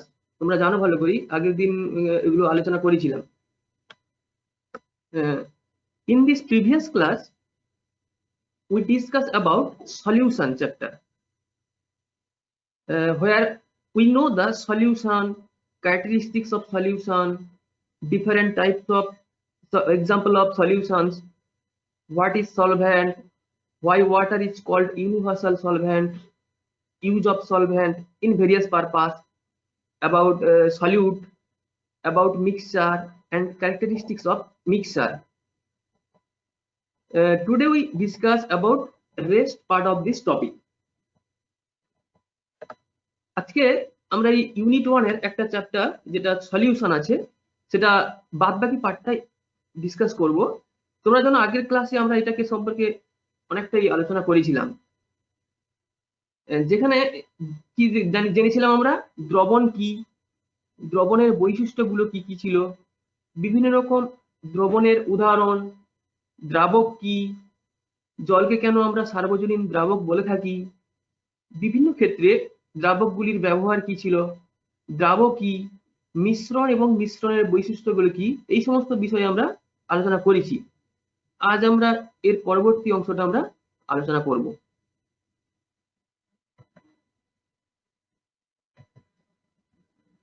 Screen দেখা যাচ্ছে?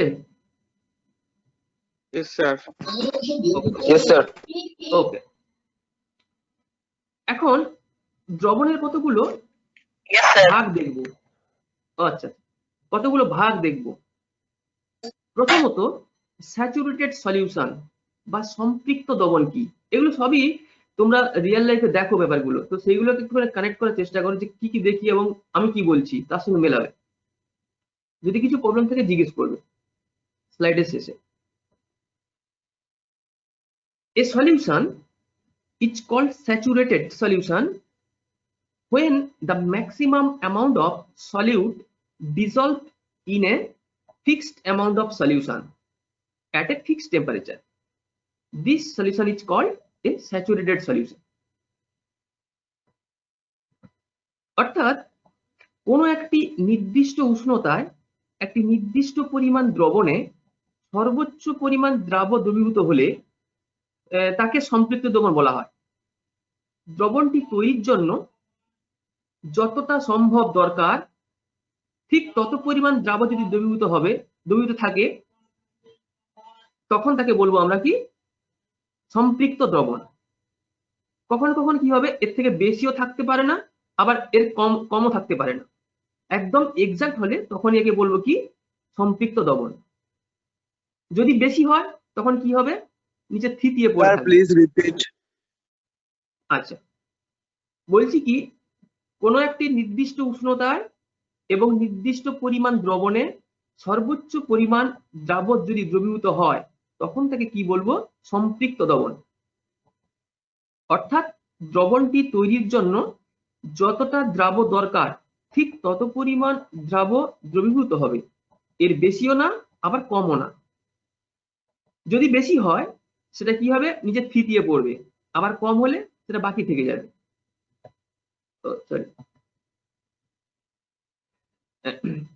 We can explain this by an suitable and common example. At 20 degrees Celsius temperature, if we add 36 gram of NaCl to 100 ml water, then the formed solution is called saturated NaCl solution in water. If we add extra NaCl, then it will not be soluble. মানেটা কি? মানে একটি অতি পরিচিত উদাহরণ দেখো, যেটা আমরা সচরাচর দেখে থাকি। যদি আমরা 20 ডিগ্রি সেলসিয়াস উষ্ণতায় 100 ml জলে 36 গ্রাম খাবার লবণ, যেটাকে বলা হয় সোডিয়াম ক্লোরাইড NaCl, যোগ করি, তখন যে দ্রবণ তৈরি হয় তাকে কি বলবো আমরা? সম্পৃক্ত দ্রবণ।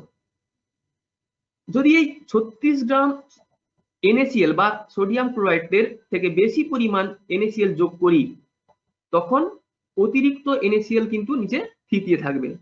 তোমরা দেখেছো নিশ্চয়ই কোনো কোনো ক্ষেত্রে। বোঝা গেছে ব্যাপারটা? Yes sir. Okay ma'am sir আরেকবার বলবেন স্যার, আমার নেটওয়ার্কের প্রবলেম হচ্ছিল। কোনটা বলবো আমি? एग्जांपलটা? হ্যাঁ স্যার। আচ্ছা सर দেখো, इंग्लिश में बोलिए सर, बांग्ला में नहीं समझ में आ रहा है। ইংলিশেও বলছি তো, আমি ইংলিশেও বলছি। We can explain this by a suitable common example. At 20 degrees Celsius temperature, if we add 36 gram NaCl to 100 ml water, then the formed solution is called saturated NaCl solution in water. If we add extra NaCl, then it will not be soluble. You understand? Yes. একটি অতি পরিচিত যেটা উদাহরণ যেটা বললাম, যে আমরা যে খাবার লবণটা ব্যবহার করি সেটাকে যদি আমরা 20 ডিগ্রি সেলসিয়াস উষ্ণতায় 100 ml জলে 36 গ্রাম NaCl বা সোডিয়াম ক্লোরাইড যদি আমরা যোগ করি, তখন যে দ্রবণটা পাবো তাকে কি বলবো আমরা? সম্পৃক্ত দ্রবণ। যদি এই 36 গ্রাম NaCl এর থেকে যদি বেশি নিয়ে নিই, তখন কি হবে? যেটা এক্সট্রা নিয়েছি সেটা নিচে থিতিয়ে পড়ে থাকবে। যে লাস্টে বলেছিলে সেটা বুঝতে পারলে তুমি? Hello sir. হ্যাঁ বলো। হ্যাঁ স্যার স্যার। এক্সামে যদি স্যার আমি এই এক্সাম্পলটা লিখি, আমি 20 ডিগ্রি মানে এখানে এটা কি একদম মানে এক্সপেরিমেন্টালি একদম প্রুফড যে 20 ডিগ্রি সেলসিয়াসে আমি টেম্পারেচার চেঞ্জ হলে সেটাও চেঞ্জ হবে। আমি একটু পরে ডিসকাস করছি ওটাকে। বুঝতে পারছো? টেম্পারেচার সঙ্গে এটা রিলেটেড। বুঝতে পারছো? Yes sir. হ্যালো। আচ্ছা next, unsaturated solution. Unsaturated solution is a solution in which the amount of solute is lower than a saturated solution. The solute is not the exact amount which makes the solution saturated. If we consider the previous example where 36 gram NaCl in 100 ml water makes the solution saturated, but if we add less than 36 gram NaCl to the 100 ml water, then the solution is unsaturated.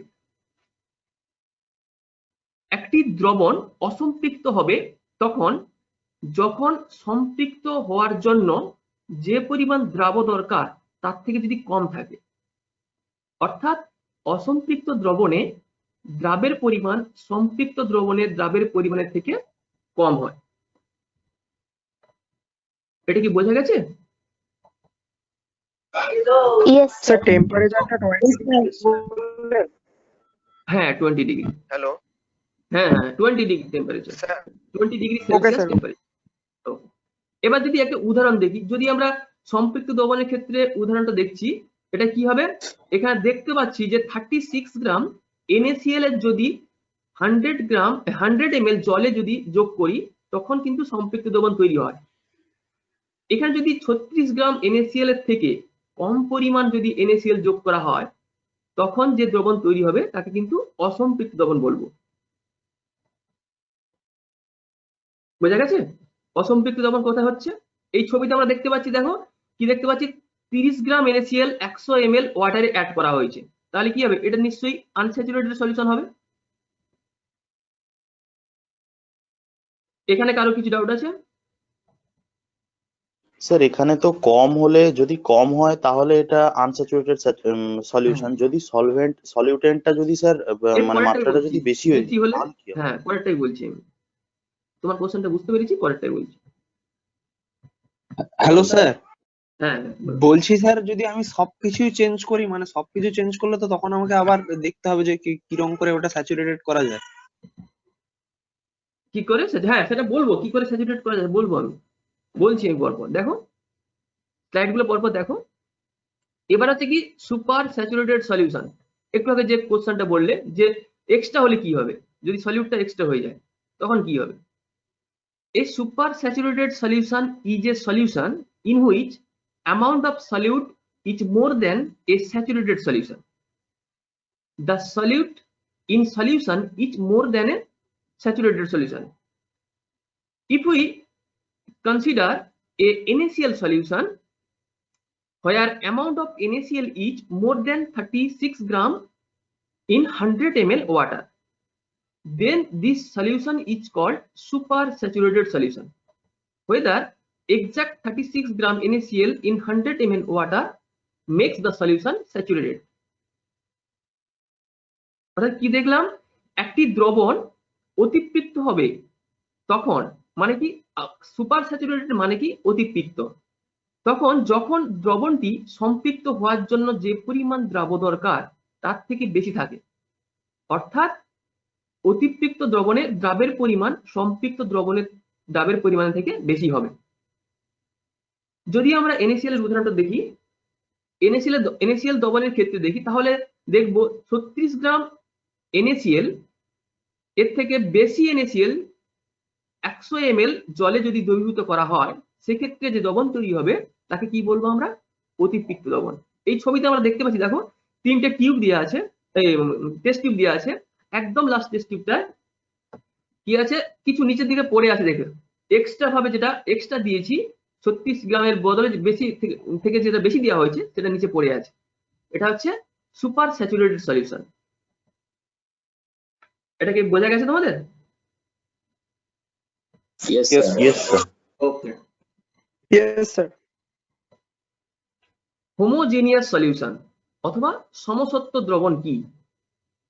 Homo means same. A solution is to be homogeneous when the composition of solvent and solute are uniform throughout the solution. In this type of solution, in any part of that solution, composition of solvent and solute are same. If we consider for a cup of coffee, this is a type of homogeneous solution. The composition of water, milk, sugar, coffee are same throughout the solution. When any part of that coffee is tested, then the composition of the materials are same as in the cup of coffee. একটি দ্রবণকে সমসত্ব দ্রবণ তখনই বলা হবে যখন দ্রবণটিতে দ্রাব এবং দ্রাবকের অনুপাত সমগ্র দ্রবণটিতে সমান হবে সব জায়গায়। অর্থাৎ দ্রবণটির প্রত্যেকটি অংশে দ্রাব ও দ্রাবকের অনুপাত সমান থাকবে। যদি এই দ্রবণের কোনো একটি অংশেও, মানে যেটা উপর থেকে হতে পারে, মাঝ থেকে হতে পারে, নিচের থেকে হতে পারে, বিভিন্ন যে কোনো পজিশন থেকে যদি তুলে নিয়ে টেস্ট করি তখন দেখা যাবে সমগ্র দ্রবণটিতে যে অনুপাতে দ্রাব ও দ্রাবক আছে সেই অংশটিতেও একই অনুপাতে দ্রাব ও দ্রাবক আছে।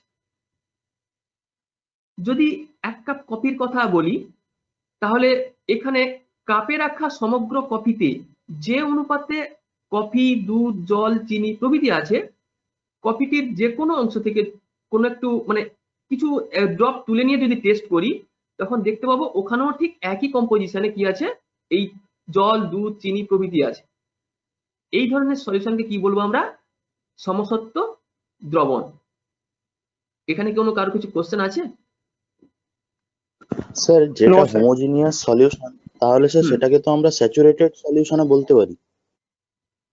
Homogeneous solution one type of saturated solution. Yes sir. Okay, এবার যদি দেখি হেটেরোজিনিয়াস সলিউশন অথবা অসমসত্ব দ্রবণ। যেমন হোমো মিন্স সেম, তেমনি hetero means different. A solution is to be heterogeneous when the composition of solvent and solute are not uniform throughout the solution. In this type of solution, the composition of solvent and solute are not same throughout the solution. If we consider a solution of oil and water, this is a type of heterogeneous solution. Oil is not soluble in water, so the composition of water and oil in this solution are not same throughout the solution. একটি দ্রবণকে অসমসত্ব দ্রবণ তখনই বলা হবে যখন দ্রবণটিতে দ্রাব ও দ্রাবকের অনুপাত সমগ্র দ্রবণটিতে সমান হবে না। যদি দ্রবণটির কোনো অংশ তুলে নিয়ে টেস্ট করা হয় তবে ওই অংশে দ্রাব ও দ্রাবকের অনুপাত সমান থাকবে না। আমরা যদি উদাহরণ হিসেবে দেখি তেল ও জলের দ্রবণকে ধরিয়ে রাখি, তখন দেখতে পাবো দ্রবণটির কোনো অংশে তেল ও জলের অনুপাত সমান নেই, কারণ তেল কখনো জলে দ্রবীভূত হয় না। তাই তেল ও জলের দ্রবণ হলো একটি অসমসত্ব দ্রবণের উদাহরণ। তোমরা কি বুঝেছো ব্যাপারটা? Yes sir. Yes sir. এই যে টোটাল পড়াচ্ছি ব্যাপারটা, এটা টোটালি তোমরা নিজেদের দেখে রাখবে, চারদিকে সবসময় দেখছো চারদিকে। Yes sir. এগুলোকে একটু কানেক্ট করার চেষ্টা করো, দেখতে পাবে অনেকটা বোঝা করতে ইজি হবে। এটা কোনো জিনিস, একটা সোজা জিনিস, ভালো করে শুনে নাও। হোয়াট ইজ সলিউবিলিটি, অর্থাৎ দ্রাব্যতা কি? A maximum amount of solute which is soluble in a fixed amount of solvent at a fixed temperature to make the solution saturated. So in a saturated solution, the amount of solute is called the solubility of that solute in this solution at a fixed temperature. If we consider the previous example, saturated solution of NaCl, where in 100 ml water 36 gram NaCl is dissolved at 20 degree Celsius temperature. So we can say that solubility of NaCl in water at 20 degree Celsius is 36 gram per 100 ml of water. একটি নির্দিষ্ট উষ্ণতায় একটি নির্দিষ্ট পরিমাণ দ্রাবকে একটি দ্রাবক সর্বোচ্চ যত গ্রাম দ্রবীভূত হয়ে সম্পৃক্ত দ্রবণ তৈরি করে তাকে ওই দ্রাবকে দ্রাব্যতা বলা হয়। অর্থাৎ একটি সম্পৃক্ত দ্রবণে যে পরিমাণ দ্রবীভূত থাকে তাকে ওই উষ্ণতায় ওই দ্রাবকে দ্রাব্যতা বলে। যদি আমরা আগের উদাহরণটাই দেখি, যে যেখানে NaCl এর একটি সম্পৃক্ত দ্রবণে 100 ml জলে 36 গ্রাম NaCl দ্রবীভূত আছে, যেখানে উষ্ণতা কত ছিল 20 ডিগ্রি সেলসিয়াস। তাই এখান থেকে বলা যায় NaCl এর জলের দ্রাব্যতা কত 36 গ্রাম পার 100 ml at 20 ডিগ্রি সেলসিয়াস। এখানে কার কিছু বুঝতে সমস্যা হচ্ছে? হ্যালো এখানে কিছু বুঝতে সমস্যা হয়েছে কারণ? Hello sir. বলছি 20 ডিগ্রি সেলসিয়াসটা কি স্ট্যান্ডার্ড? Hello sir. স্ট্যান্ডার্ড, হ্যাঁ বলো বলো। আমি বলি যে 20 ডিগ্রি সেলসিয়াস স্ট্যান্ডার্ড বলছো, 25 ডিগ্রি সেলসিয়াস টেম্পারেচারে ধরা হয়। হ্যাঁ বলো কোনটা বলবো? স্যার এক্সাম্পলটা আরেকবার বললে ভালো হতো স্যার। এক্সাম্পল হচ্ছে যদি আমরা আগে এই এক্সাম্পলটা আগে দেখেছি আমরা, যেখানে কি হয়েছে 36 গ্রাম NaCl কে কি দিয়ে করেছিলাম, 100 ml ওয়াটারে বা জলে দ্রবীভূত করেছিলাম, আর উষ্ণতা কত ছিল? 20 ডিগ্রি সেলসিয়াস উষ্ণতা ছিল। দেওয়ার পর কি হয়েছিল, যে দ্রবণটা তৈরি হয়েছিল সেই দ্রবণটাকে কি বলা হচ্ছে, সম্পৃক্ত দ্রবণ তৈরি হয়েছিল। অর্থাৎ এখান থেকে বলা যাবে যে NaCl এর দ্রাব্যতা কত, 36 গ্রাম পার 100 ml at 20 degree Celsius temperature. বোঝা গেছে? যে বলেছিলে 20 ডিগ্রি সেলসিয়াস কি স্ট্যান্ডার্ড, 25 ডিগ্রি টেম্পারেচারকে স্ট্যান্ডার্ড বলা হয়, কিন্তু এই সমস্ত এক্সপেরিমেন্ট গুলো 20 ডিগ্রি সেলসিয়াসেই করা হয়েছে। যে বলো স্যার, ম্যাক্সিমাম 36 গ্রাম, তারও বেশি দেওয়া যেতে পারে? তার বেশি দিলে কি হবে, ওটা সুপার স্যাচুরেটেড হয়ে যাবে, অর্থাৎ অতিরিক্ত হয়ে যাবে। আচ্ছা, বুঝতে পারছো কি? যেটা বেশি দেবে সেটা পড়ে থাকবে নিচে, তখন সেটা সলিউবল হবে না বা দ্রবীভূত হবে না। Okay sir, thank you. আচ্ছা, তো স্ট্যান্ডার্ডটা কি বললেন শুনতে পেলাম না, সব মাইক আনমিউট করা ছিল তো সবাই। আচ্ছা স্ট্যান্ডার্ড বলতে সবই এক্সপেরিমেন্ট গুলো ম্যাক্সিমাম ক্ষেত্রে কি করা হয়, 25 ডিগ্রি সেলসিয়াস টেম্পারেচারে করা হয়। এই এক্সপেরিমেন্ট গুলো সবই 20 ডিগ্রি সেলসিয়াসে করা হয়েছে। বোঝা গেছে? এটাকে প্রত্যেকটা এই জন্য উল্লেখ করা হচ্ছে যে 20 ডিগ্রি সেলসিয়াস টেম্পারেচারে 36 গ্রাম NaCl। যদি আমরা টেম্পারেচার চেঞ্জ করি সেক্ষেত্রে কিন্তু এর মানে দ্রাব্যতা কিন্তু বাড়তে পারে অথবা কমতেও পারে। বোঝা গেল? 25টা কি তাহলে স্ট্যান্ডার্ড, তাই তো? হ্যাঁ হ্যাঁ, 25টাকে সাধারণত স্ট্যান্ডার্ড ধরা হয়। ওকে, ঠিক আছে।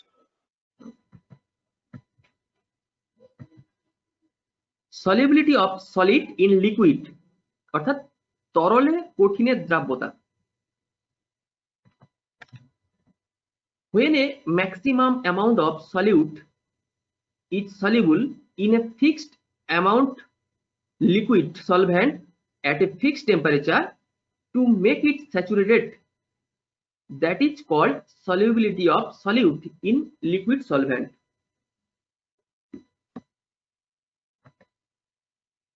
If we consider a sugar solution where sugar is solute and water is liquid solvent, here at 20 degrees Celsius in 100 ml water, maximum 200 gram sugar is to be soluble to make it saturated.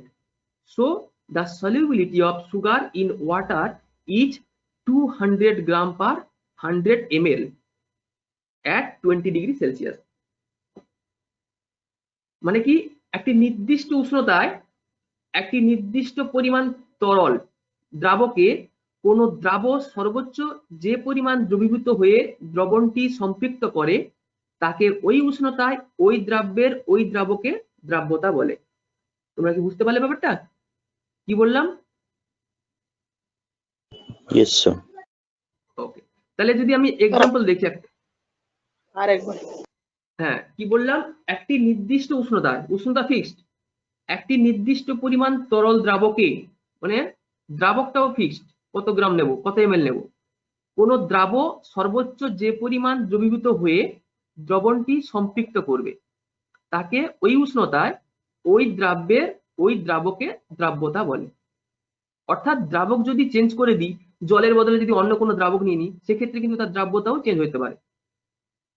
তাহলে যেটা আমরা করব সেটাকে উল্লেখ করতে হবে যে এই দ্রাবকে এই দ্রাব্যের দ্রাব্যতা এত ডিগ্রি সেলসিয়াস টেম্পারেচার।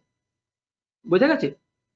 তাহলে আমি যদি এক্সাম্পল দেখি, চিনি জলের দ্রবণের কথায় যদি ধরি, সেখানে কি দেখতে পাবো, চিনি হলো একটি কঠিন দ্রাবক এবং জল হলো তরল দ্রাবক। 20 ডিগ্রি সেলসিয়াস উষ্ণতায় সর্বোচ্চ 200 গ্রাম চিনি 100 ml জলে দ্রবীভূত হয়ে দ্রবণটি সম্পৃক্ত করে। তাই 20 ডিগ্রি সেলসিয়াস উষ্ণতায় জলে চিনির দ্রাব্যতা কত?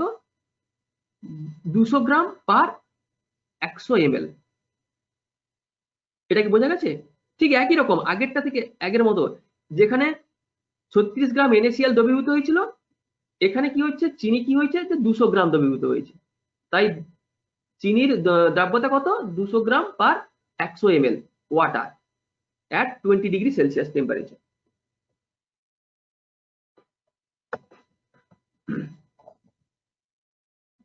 Factors affecting the solubility of solid in liquid, অর্থাৎ তরলে দ্রাবের দ্রাব্যতার উপর কোন কোন বিষয়গুলি প্রভাব ফেলে। প্রথম কথা দেখি, first we consider the effect of temperature on solubility. When the temperature of a solution increases, then the particles of the solute moves faster due to increase in kinetic energy of the solute particle.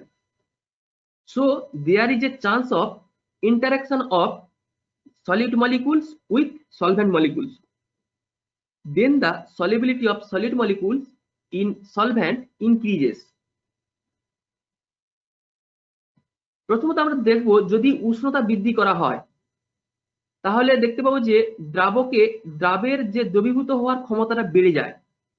কারণ কি, যখন উষ্ণতা বৃদ্ধি করছি তখন দ্রাবকের অণুগুলির গতিশক্তি বাড়ে, অনেকটাই বেড়ে যাবে, যার ফলে কি হবে, দ্রাবের অণুগুলি অনেক বেশি ছোটাছুটি করতে পারে।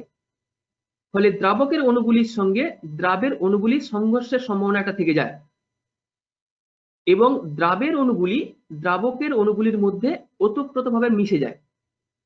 ফলে দ্রাবকের মধ্যে দ্রাবটির দ্রবীভূত হওয়ার পরিমাণও বৃদ্ধি পায়। এটা আমরা ভালোভাবে দেখতে পাবো যখন শরবত করা হয়, চিনি মেশানো হয় তো জলে বেশি পরিমাণ চিনি দেওয়া হয়, তখন সব চিনি দ্রবীভূত হয় না, নিচে থিতিয়ে পড়ে থাকে। সেই যে দ্রবণটা পেলাম থিতিয়ে পড়া অবস্থায়, তাকে যদি আমরা একটু গরম করি দেখতে পাবো যে ওই যে থিতিয়ে পড়া যে এগুলো মানে চিনিগুলো আবার দ্রবীভূত হয়ে যায়।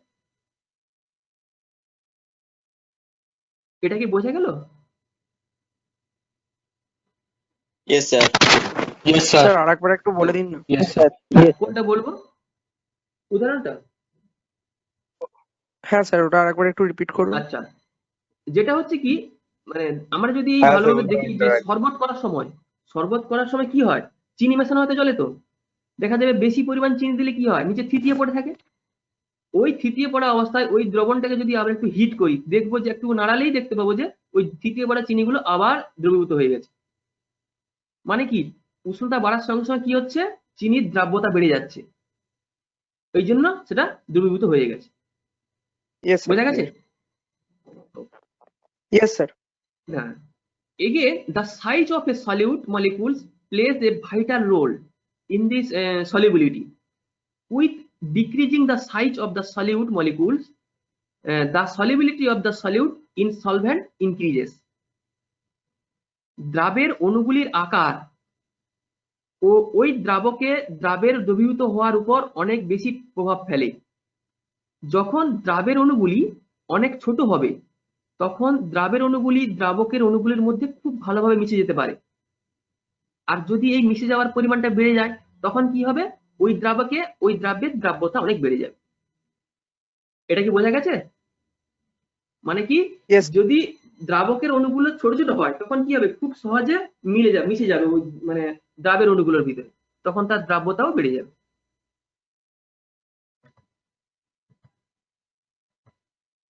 solubility of gases in liquid, অর্থাৎ তরলে গ্যাসের দ্রাব্যতা। At a fixed temperature, maximum amount of gas is soluble in a fixed amount of solvent to make a saturated solution. It is called the solubility of that gas in that solvent.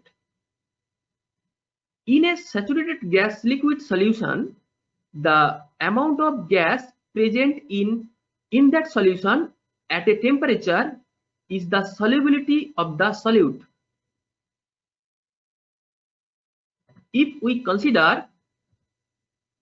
the hydrogen chloride gas, that is HCl. When hydrogen chloride gas is soluble in water and formed solution is called hydrochloric acid. In this picture, we saw that hydrogen chloride gas soluble in water and form hydrochloric acid in a beaker. একটি নির্দিষ্ট উষ্ণতায় একটি নির্দিষ্ট পরিমাণ দ্রাবকে যত পরিমাণ কোনো gas দ্রবীভূত হয়ে একটি সম্পৃক্ত দ্রবণ তৈরি করে তাকেই বলা হয় ওই গ্যাসের ওই দ্রাবকের দ্রাব্যতা। ঠিক একই রকম আগে যেরকম বললাম, এখানে দ্রাব্য হিসাবে গ্যাস নেওয়া হয়েছে, অর্থাৎ কোনো একটি সম্পৃক্ত দ্রবণে নির্দিষ্ট উষ্ণতায় একটি নির্দিষ্ট পরিমাণ দ্রাবকের মধ্যে যত পরিমাণ গ্যাস দ্রবীভূত থাকে তাকে ওই গ্যাসের দ্রাব্যতা বলা হয়। যদি আমরা স্যার এখানে কোনো পার্টিকুলার টেম্পারেচার নেই? হ্যাঁ আছে তো, এটা ফিক্সড টেম্পারেচার বলেছি, দেখো আমি বলেছি মানে ওইটা কত, ওইটা জিজ্ঞেস করছি। এটাও 20 ডিগ্রি ধরতে পারো, 20 ডিগ্রি। তুমি যদি এক্সপেরিমেন্টটা 25 করো তাহলে 25 ডিগ্রি, যদি তুমি যদি এক্সপেরিমেন্টটা 20 ডিগ্রি করো তাহলে 20 ডিগ্রি। ক্লিয়ার? তাহলে এখানে আমরা দেখতে পাচ্ছি কি, যদি আমরা হাইড্রোজেন ক্লোরাইড গ্যাসের কথাই বলি, তাহলে হাইড্রোজেন ক্লোরাইড গ্যাস যখন জলে দ্রবীভূত হয় তখন হাইড্রোক্লোরিক অ্যাসিড তৈরি হয়। এই ছবিতে দেখতে পাচ্ছি কি, একটি বিকারে হাইড্রোজেন ক্লোরাইড গ্যাসকে জলের মধ্যে দ্রবীভূত করে হাইড্রোক্লোরিক অ্যাসিড তৈরি করা হচ্ছে। এখানে আর কিছু বোঝা যাচ্ছে? বলো, কারো কিছু প্রবলেম?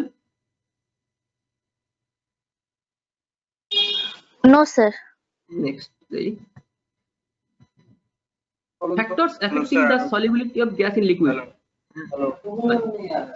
তাহলে এই তরলে একটু সাইলেন্ট করো, একটু মিউট করো। গ্যাসের দ্রাবকের উপর কোন কোন বিষয়গুলি প্রভাব ফেলে যেটা আমরা এখন দেখব। হ্যাঁ হ্যাঁ বলো। বলছি স্যার আগেরটা একটু আরেকবার বলুন স্যার। আগেরটা আচ্ছা, কোনটা বলবো? এক্সাম্পল? আচ্ছা আচ্ছা, আমরা যদি হাইড্রোজেন ক্লোরাইড গ্যাস, সেটাকে আমরা কিভাবে লিখি? HCl। HCl কে কি বলা হয়? Hydrogen chloride gas. এই হাইড্রোজেন ক্লোরাইড গ্যাসকে যখন আমরা জলে দ্রবীভূত করে ফেলি তখন কি তৈরি হয়? হাইড্রোক্লোরিক অ্যাসিড তৈরি হয়। অর্থাৎ এই জলের ভিতরে যত পরিমাণ hydrochloric acid hydrogen chloride gas দ্রবীভূত হয়ে দ্রবণটা সম্পৃক্ত করবে সেই পরিমাণটাকেই বলা হবে কি? ওই হাইড্রোজেন ক্লোরাইড গ্যাসের দ্রাব্যতা। কোথায়? এই জলে, এবং একটি নির্দিষ্ট টেম্পারেচার ফিক্স থাকবে। ক্লিয়ার? যে বলেছিলাম বুঝতে পারছেন? আচ্ছা, factors affecting the solubility of gas in liquid. এই যে তরলে গ্যাসের দ্রাব্যতার উপর কোন কোন বিষয়গুলি প্রভাব ফেলে সেটাকে নিয়ে দেখবো। কি আছে? If we consider the temperature effect, then we saw that when temperature increases then the volume of gas increases, so the gaseous molecule distance apart, they are not close together, so the solubility of the gas decreases in liquid. যখন আমরা উষ্ণতা বৃদ্ধি করব তখন দেখতে পাবো গ্যাসের অণুগুলি একে অপরের থেকে অনেক দূরে সরে যেতে থাকে, কারণ গ্যাসের অণুগুলির গতিশক্তি বেড়ে যায়। গ্যাসের অণুগুলিকে তরল দ্রাবকে দ্রবীভূত করতে হলে অনেক কাছাকাছি আসতে হবে এবং তরল দ্রাবকের অণুগুলির সাথে মিশে যেতে হবে, কিন্তু এখানে এটি হয় না। তাই উষ্ণতা বাড়ার সঙ্গে সঙ্গে কি হবে? তরলে গ্যাসের দ্রাব্যতা কমে যাবে। Again, if we consider the pressure on the solution, the solubility of the gas in liquid increases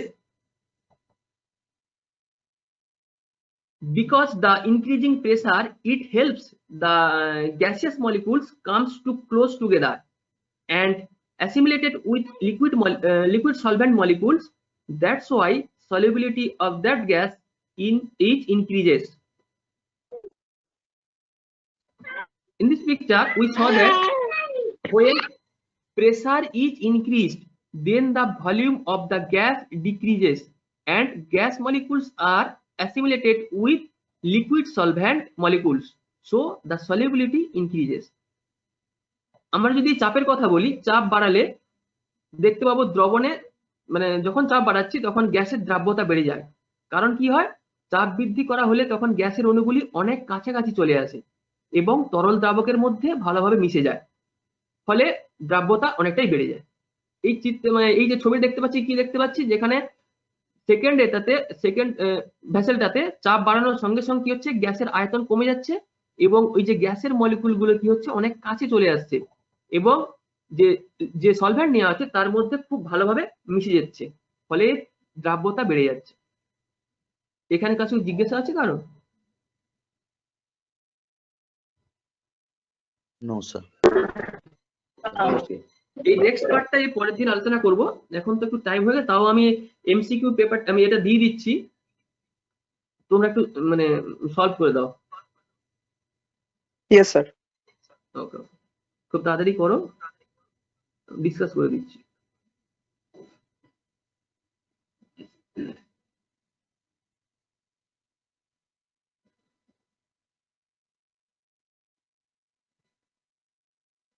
এর নেক্সট পার্টটা পরের দিন আমি আলোচনা করব, আর একটাই পার্ট আছে।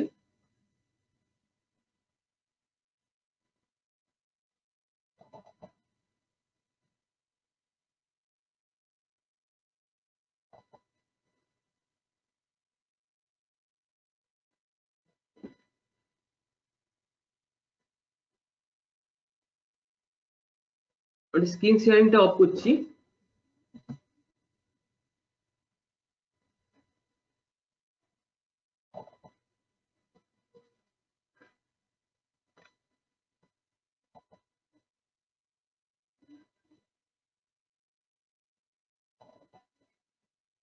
স্যার বলো sir, size of solid particles একটু যাবেন? Size of solid particles? হ্যাঁ।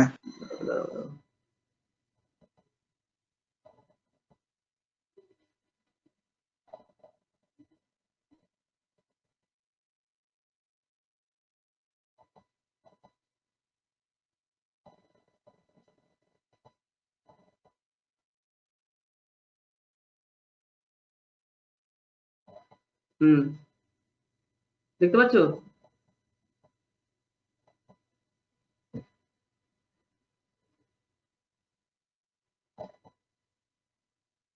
হ্যাঁ স্যার, পাচ্ছি। দেখো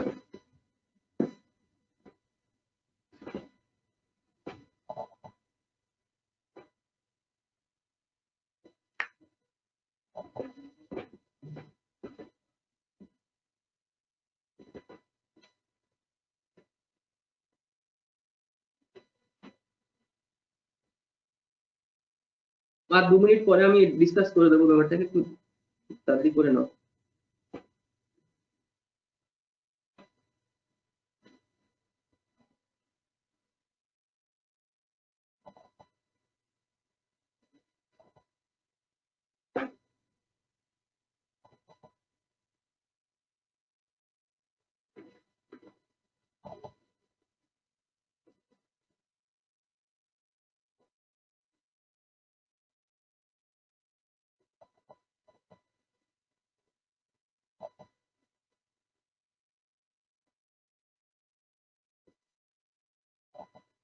স্ক্রিন শেয়ারিংটা অফ করে দিচ্ছি।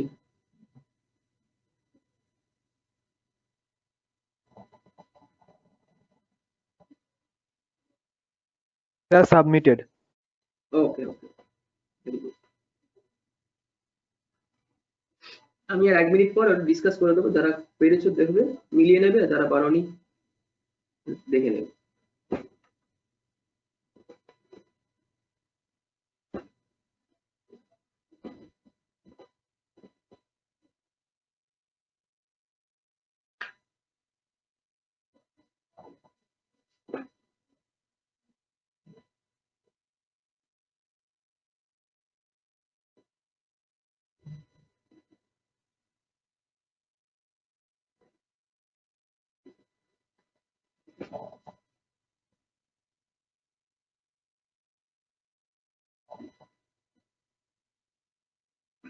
আচ্ছা, কোশ্চেন গুলো আমি ডিসকাস করছি, তোমরা দেখে নাও। ফার্স্ট কোশ্চেন ছিল which one is the example of homogeneous solution. হ্যাঁ বলো।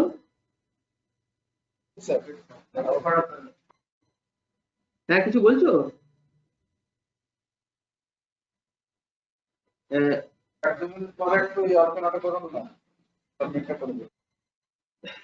We know the solution where solvent and solute are uniformly mixed, that is called homogeneous solution. Here only the water and milk solution is homogeneous solution. So answer is option C, that is water and milk solution. আমরা কি জানি যেখানে যে সমস্ত দ্রবণে কি থাকে দ্রাব ও দ্রাবকের মিশ্রণটা কি হয় সমসত্বভাবে থাকে, তাকেই বলবো আমরা সমসত্ব মিশ্রণ। এখানে একমাত্র দুধ ও জল এই দুটোর মিক্সচার হচ্ছে কি সমসত্ব দ্রবণের উদাহরণ। উত্তর হলো কি option C, water and milk. Number 2, solubility of gas on a solvent depends on, we know the effect of temperature and pressure on solubility of gas on a solvent. With increasing temperature, solubility of a gas decreases, and with increasing pressure, solubility of a gas on solvent increases. So the both temperature and pressure are affected. So answer is option C, both temperature and pressure. আমরা কি জানি একটু আগে পড়লাম যে উষ্ণতা এবং চাপ কোন তরলে গ্যাসের দ্রব্যতার উপরে প্রভাব ফেলে। তাই এখানে উষ্ণতা বাড়ালে কি হয় গ্যাসের দ্রব্যতা কমে যায় এবং চাপ বাড়ালে উত্তরটা কি বললেন? কোনটা ফার্স্টের উত্তরটা? ফার্স্টেরটা হচ্ছে অপশন সি। আচ্ছা আচ্ছা মিলাচ্ছি জন্য। Option B sir, option B water and milk, option B আছে। আচ্ছা অপশন বি আছে তাই তো? আচ্ছা ওয়াটার এন্ড মিল্ক, আচ্ছা ওয়াটার এন্ড মিল্ক যেটা আছে ওটাই হবে তাহলে বি। আচ্ছা অপশন বি। আচ্ছা তা এর পরেরটা যেটা বললাম যে সলিবিলিটি যেটা বলেছিলাম সেটা কি হচ্ছে যে উষ্ণতা বাড়ালে গ্যাসের দ্রাব্যতা কমে যায় এবং চাপ বাড়ালে গ্যাসের দ্রাব্যতা বেড়ে যায়। তাই এখানে কি হচ্ছে চাপ এবং তাপ দুটোই হচ্ছে দ্রাব্যতার উপর প্রভাব ফেলে। তাই এর উত্তর কি হবে option C. Number 3, at a fixed temperature an unsaturated solution is unable to dissolve more solute. এটা কি ঠিক না ভুল? unsaturated solution means কি সেখানে কি থাকে the amount of solute is lower than the amount of saturated solute, saturated solution solute, তাই না? যেখানে কি থাকে স্যাচুরেটেড সলিউশন মানে সম্পৃক্ত দ্রবণের যে পরিমাণ দ্রাব্য থাকা উচিত তার থেকে অনেকটা কম থাকে। তাই কি হবে সেখানে যদি আরো দিই তাহলে কি হবে সলিউবল হবে তো বা দ্রবীভূত হবেই তো, তাহলে এটা কথাটা ঠিক না, তাই এটা ভুল। তাহলে অপশন বি যেটা ফলস অ্যানসার হবে। স্যার এই আনসারটা আরেকবার এক্সপ্লেইন করবেন একটু? এখানে কি বলেছে যে কোশ্চেনটা বলেছে at a fixed temperature an unsaturated solution is unable to dissolve more solute, মানে কি একটা অসম্পৃক্ত দ্রবণ কি বলেছে সে কি করবে না যদি তাকে আমি আরো এক্সট্রা ভাবে এ দিই মানে সলিউট দিই বা দ্রাবক দিই তার ভিতরে সে কি আর সেটাকে দ্রবীভূত করতে পারবে না পারবে, এটার একটা মেইন কনসেপ্ট। তাহলে কি আনস্যাচুরেটেড মানে কি অসম্পৃক্ত দ্রবণ মানে কি সেখানে দ্রাবকের পরিমাণ কম আছে, সেখানে যদি আরো দ্রাবক অ্যাড করি তাহলে কি হবে সেটা দ্রবীভূত করতেই পারবে, তাই তো? তাহলে এটা কথাটা ঠিক না, দ্রবীভূত করতে পারবে। তাই অপশন বি হচ্ছে অ্যানসার যেটা ফলস। স্যার ফলস হবে তো? হ্যাঁ false. Number 4, when 36 gram NaCl soluble in 100 ml water at 20 degree Celsius temperature, then the formed solution is called, আমরা কি একটু দেখেছি when 36 gram NaCl soluble in 100 ml water at 20 degree Celsius temperature, then the formed solution is called saturated solution. So answer is option A, that is saturated solution. আমরা একটু দেখলাম না 20 degree Celsius উষ্ণতায় কি হয় যে 36 গ্রাম NaCl 100 ml জলে দ্রবীভূত হয়। এই মিউট কর প্রবলেম হচ্ছে। মিউট করো ফিজিক্যাল অনলাইন। যখন কি হয় 20 ডিগ্রি সেলসিয়াস মিলন গিরি তুমি একটু মিউট করো, তোমার কথাবার্তা আসতে পারে। 20 ডিগ্রি সেলসিয়াস উষ্ণতায় যদি আমরা 36 গ্রাম NaCl বা খাদ্য লবণকে যদি 100 ml জলে যদি সলিউবল করাই, তখন সেটা কি হয়, একটা সম্পৃক্ত দ্রবণ তৈরি হয়। আমরা একটু বারবার দেখে এলাম। তাই এই কোশ্চেনের অ্যান্সার কি হবে? Option A, saturated solution. Number 5, a solution of a liquid and a fine insoluble solid is known as fine insoluble. When a solute is insoluble in a solvent, then the formed solution is called heterogeneous solution. তাহলে এখানে option B is the answer, heterogeneous solution. Sir এখানে কেন হেটেরোজিনিয়াস solution হচ্ছে? Actually মানে যদি ইনসলিউবেলই থাকে তো ওটা মিক্সচার হয়ে যাচ্ছে না জিনিসটা, মানে সলিউশনই তো হচ্ছে না জিনিসটা, মানে গুলছেই তো না ওই অ্যাকচুয়ালি যে সলভেন্টটার মধ্যে তো ওটা তো গুলছেই না, মানে ইনসলিউবেল, তো ওটা তো মিক্সচার হয়ে যাচ্ছে না। হ্যাঁ, কথা বলি যে কোনো একটা জিনিস গুলে গেলেই যে একদম মানে মিক্সার হবে না কথা নয়, অল সলিউশনস আর মিক্সার। আচ্ছা, বুঝা গেছে কি বললাম? অল সলিউশনস আর মিক্সার। কিন্তু এখানে যেহেতু এই যে সলভেন্ট এবং সলিড দুটো আলাদা আলাদা হয়ে আছে, মিশছে না। যদি ধরি আমি ধরবো বালি জল ধরলো, বালি জল কি কোনো মিশবে? নিশ্চয়ই মিশবে না। তাহলে এই ধরনের সলিউশনকে কি বলবো আমরা? হেটেরোজিনিয়াস সলিউশন। আচ্ছা, ওকে, অলরাইট। স্যার আরেকবার এক্সপ্লেইন করবেন এটা? এটা কি বলেছে যে যদি কোনো দ্রাব যদি দ্রবীভূত না হয়, ঠিক আছে, তখন এই দ্রবণকে আমরা কি বলবো? এটাকে বলবো আমরা কি? হেটেরোজিনিয়াস সলিউশন বা অসমসত্ব দ্রবণ। কারণ কি, যদি বালি আর জল ধরি, তাহলে যে কোনো পোর্শন থেকে আমি যদি কোনো কিছু পরিমাণ তুলে নিই, তাহলে কি সব জায়গায় সমান জায়গা পাবো না, কারণ বালি তো নিচে থিতিয়ে পড়ে, জল তো উপরে থেকে থাকে, তাই না? আলাদা আলাদা হয়ে থাকে। তাহলে স্যার অপশন এটা হবে না? এটার আনসার হচ্ছে option B, heterogeneous solution. Okay sir. Number 6, if a substance dissolve in a solvent, then the substance is called, কি হবে? when a substance means solute কি actually soluble, হ্যাঁ, dissolve in a solvent then it is called soluble. dissolve হওয়া মানে soluble, তো answer is option A, dissolve means soluble বা দ্রাব্য। ঠিক আছে, এখানে আনসার এ হচ্ছে সলিউবল আনসার। নাম্বার 7 দেখো, if at 20 degree Celsius temperature 200 gram sugar soluble in 100 ml water, then the formed solution is called, একটু আগে দেখেছি আমরা এই এক্সাম্পলটাও, তো কি হবে এটা?